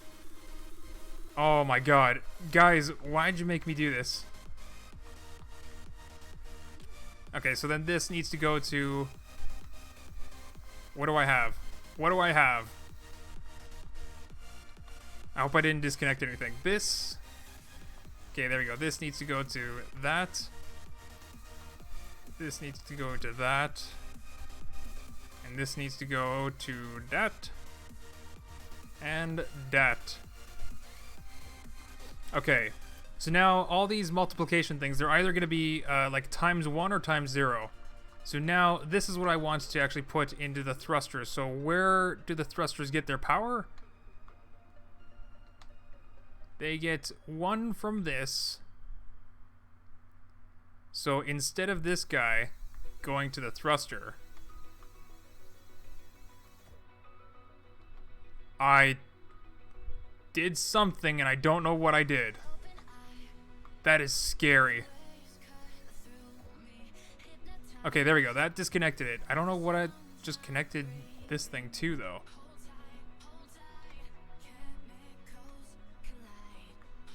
I connected it to something, but I don't know what. Hopefully it's not going to break anything. But anyway, this connects to the thruster.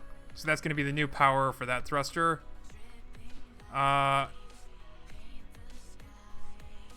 I think I connected it to this thing, actually.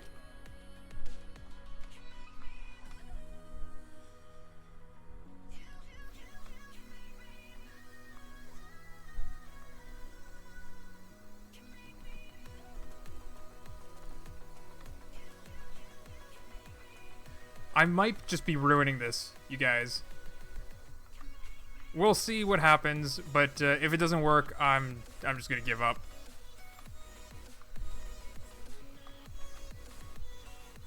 I don't even see a wire going to the correct thruster. Okay, I did disconnect it. So we're gonna set it to this math block, and then to this,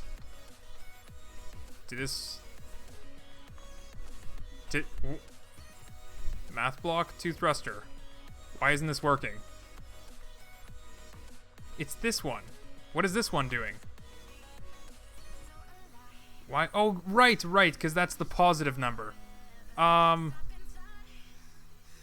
Okay, so then I need to disconnect this. Connect that to here. We'll get rid of this one. That's connected to this. And then connect this to the thruster. There. Alright.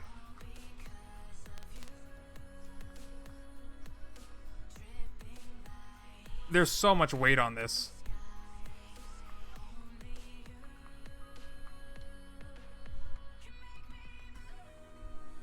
You know, it seems to be better. At least for the, oh. Never mind. I definitely disconnected something. It seems to be a little bit better for the left and right, though. Not the front and back. I think I disconnected the back thruster.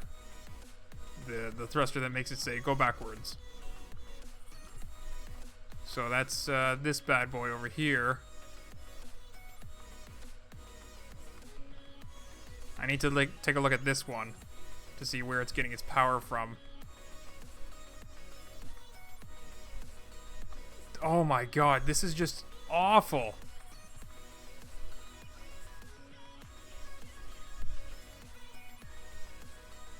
Anyway, I think I'm just going to leave it here.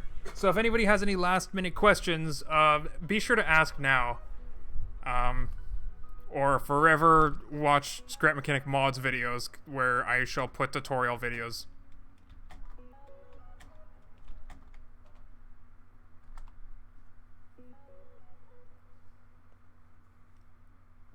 Durf, how do I change the router frequency aside from the color? To do that, you give it a number input, a white number input.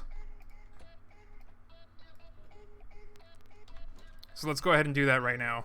Real quick to show you. Router.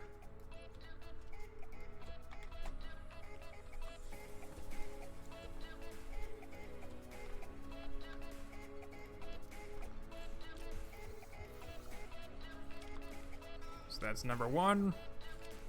And we color the number white. There you go. You see the thing says 1. If we go over here, 2.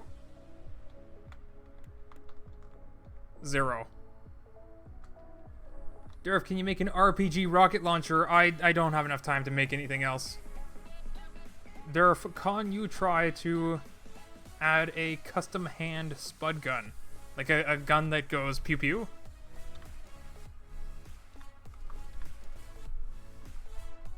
It'd be so much better if we have custom particles. So then I can actually make this shoot lasers out of the hand. Pew pew pew pew! But yeah, that's a great idea. We're probably going to do that for the Modpack beta.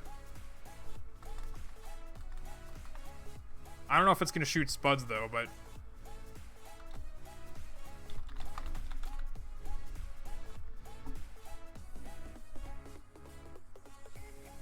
Hello, terrific popcorn! Durf, I have a question. What does distance on the orientation block? Well that's over here when I built these follow bots. The distance, you actually hook it up to another orientation block. So, the orientation... Whoa, relax there, bud. The orientation block down here, that's the one that's targeting player. See, it'll point to the player.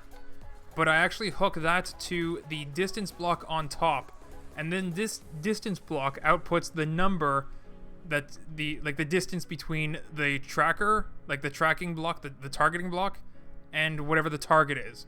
So since it's connected to, since it's tracking player, it's the distance between that block and myself. So I use the number to do a comparison if it's greater than or equal to whatever this number is, which is 16. And I use that to make the follow bots only follow me within a 16, or like if it's outside a 16 block radius. If it's inside a 16 block radius, then the comparison returns false because the distance is less than or equal to the 16 block radius, and then it turns off the engine. So distance, it just returns the distance between the targeting block and whatever the target is. But you have to connect it to the target block. Like, it's a second targeting block that you have to connect.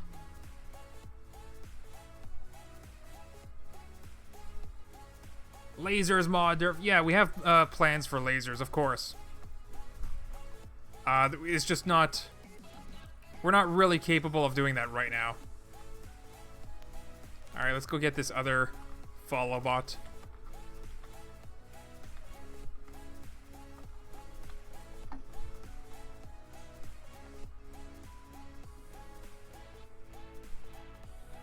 Is it possible to have 2 connector round on one part?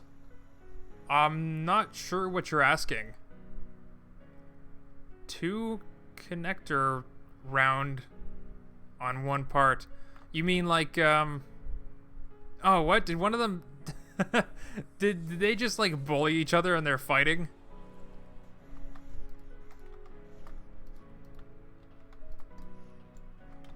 That's adorable.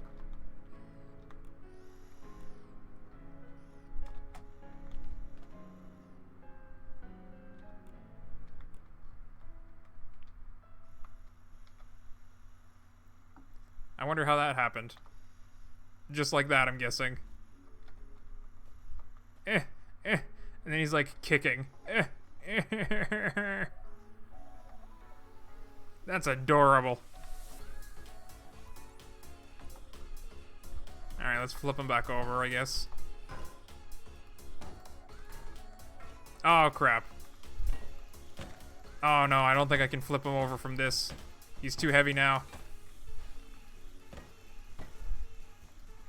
Alright.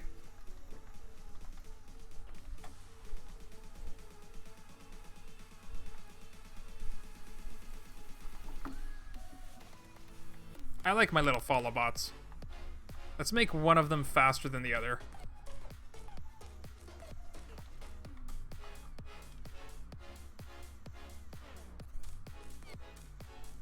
And let's also increase the distance of the slow one, I think.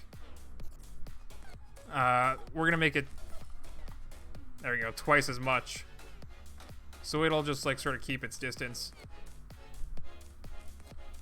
Now they play nice.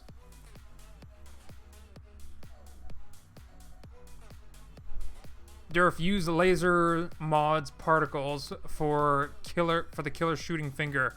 No, we'll probably make we'll probably do an update. The laser mod particles is actually just the welding tool particles.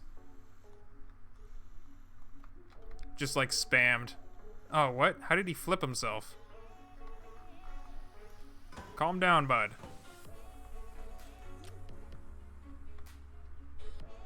Maybe it was a mistake to make you so much faster.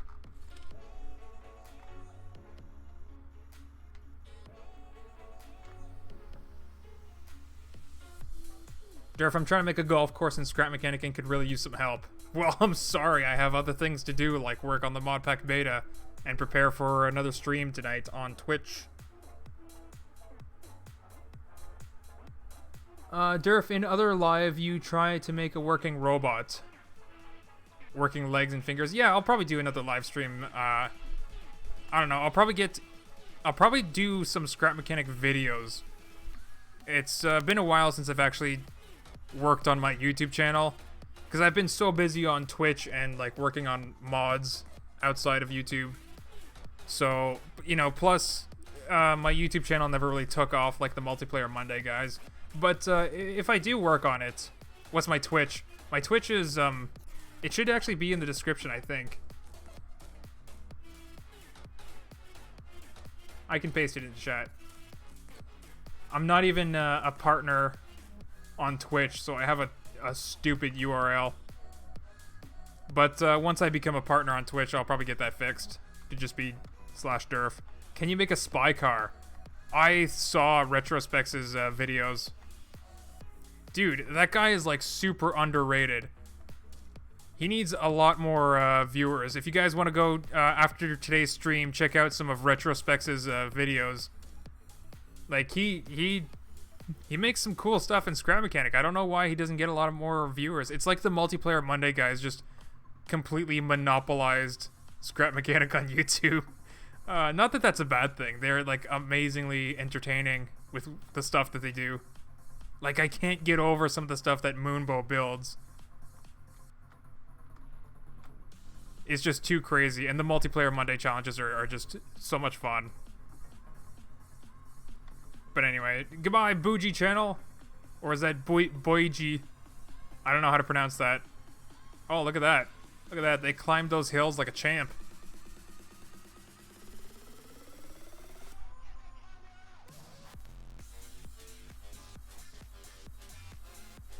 All right. Well, I think I'm just gonna leave it here. Be sure to check out Retrospecs. He definitely has. You asked for a spy car. He definitely has made some spy car creations. But he's also another good Scrap Mechanic YouTuber, and maybe I will be too one day if I'm not so busy working on mods all the time. I don't know.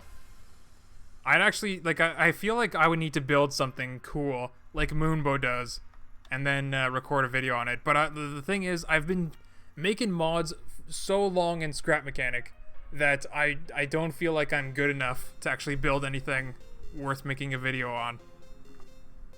Maybe if I slap like a, maybe if I use the polygons mod to like make an exterior on this thing that looks like a puppy. Maybe I could do that then.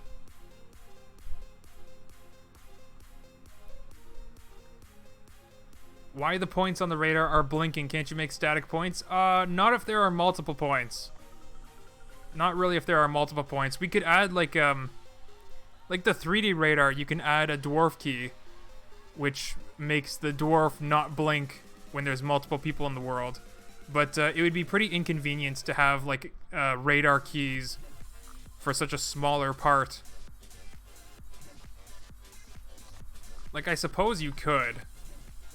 If you could put down, so let's say you put down the radar, and then you put down like a thing like this, and like this, and like this, and then you hook it up to the radar like this and like this, then it could like get rid of some of the blinking dots, but that's inconvenient to do.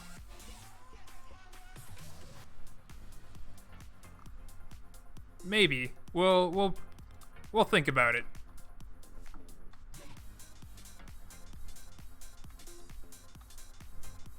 Just joined. Oh, you're done with the stream. Well, late to the stream, I guess. Yeah. Don't worry, though. The stream will be up for viewing afterwards. And you're probably going to want to check out the start of the stream where we actually explain how to use all this stuff. Come on, friends. Follow bot. Follow me.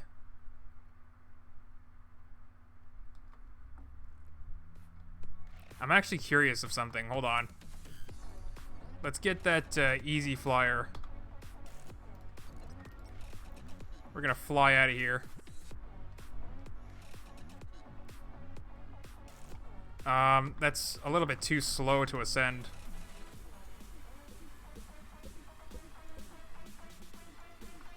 There we go. No, why are you tipping over? No. No. Oh, man.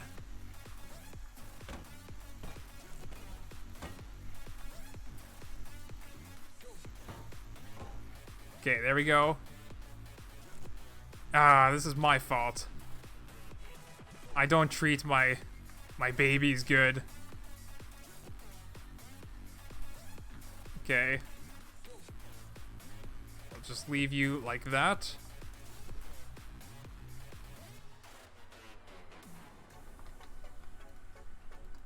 And leave you like that.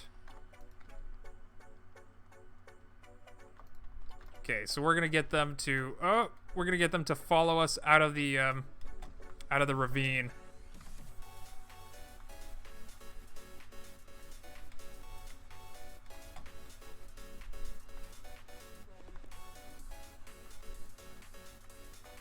Okay, go.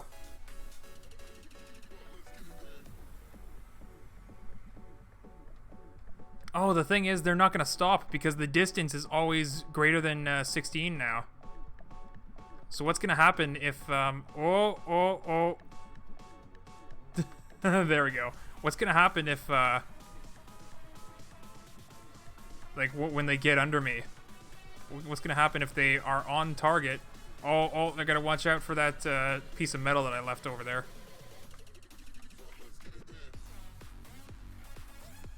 Alright. What will happen? They're stopped because it's less than 16 now, but what happens now? They're freaking out in place. They just go belly up. Alright.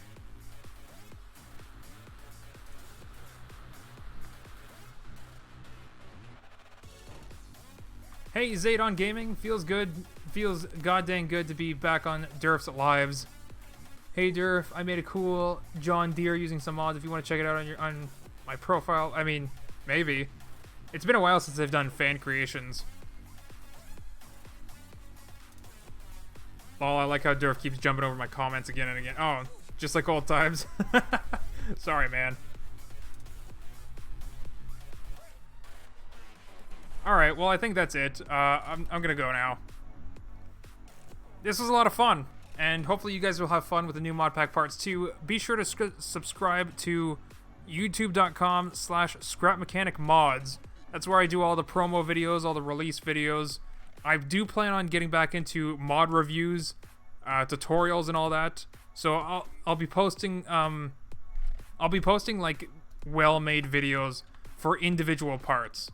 So it'll be a part that's like introducing the smart sensor. And I'll just do like run through a quick tutorial on how to use it, stuff like that. And it'll just be a video dedicated just for the smart sensor with full details on how it works. Because like I didn't show you something about it in this stream. Let me just give you a sneak peek on what that is.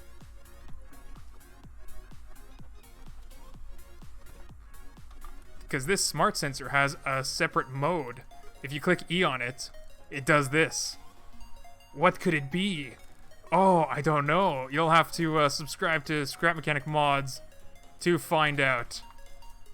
Full details on what all these parts do will be on that channel. So yeah, that's going to be it for today. Sorry guys, I just gotta go now. It's been way too long.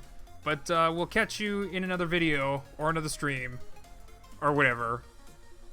Bye for now.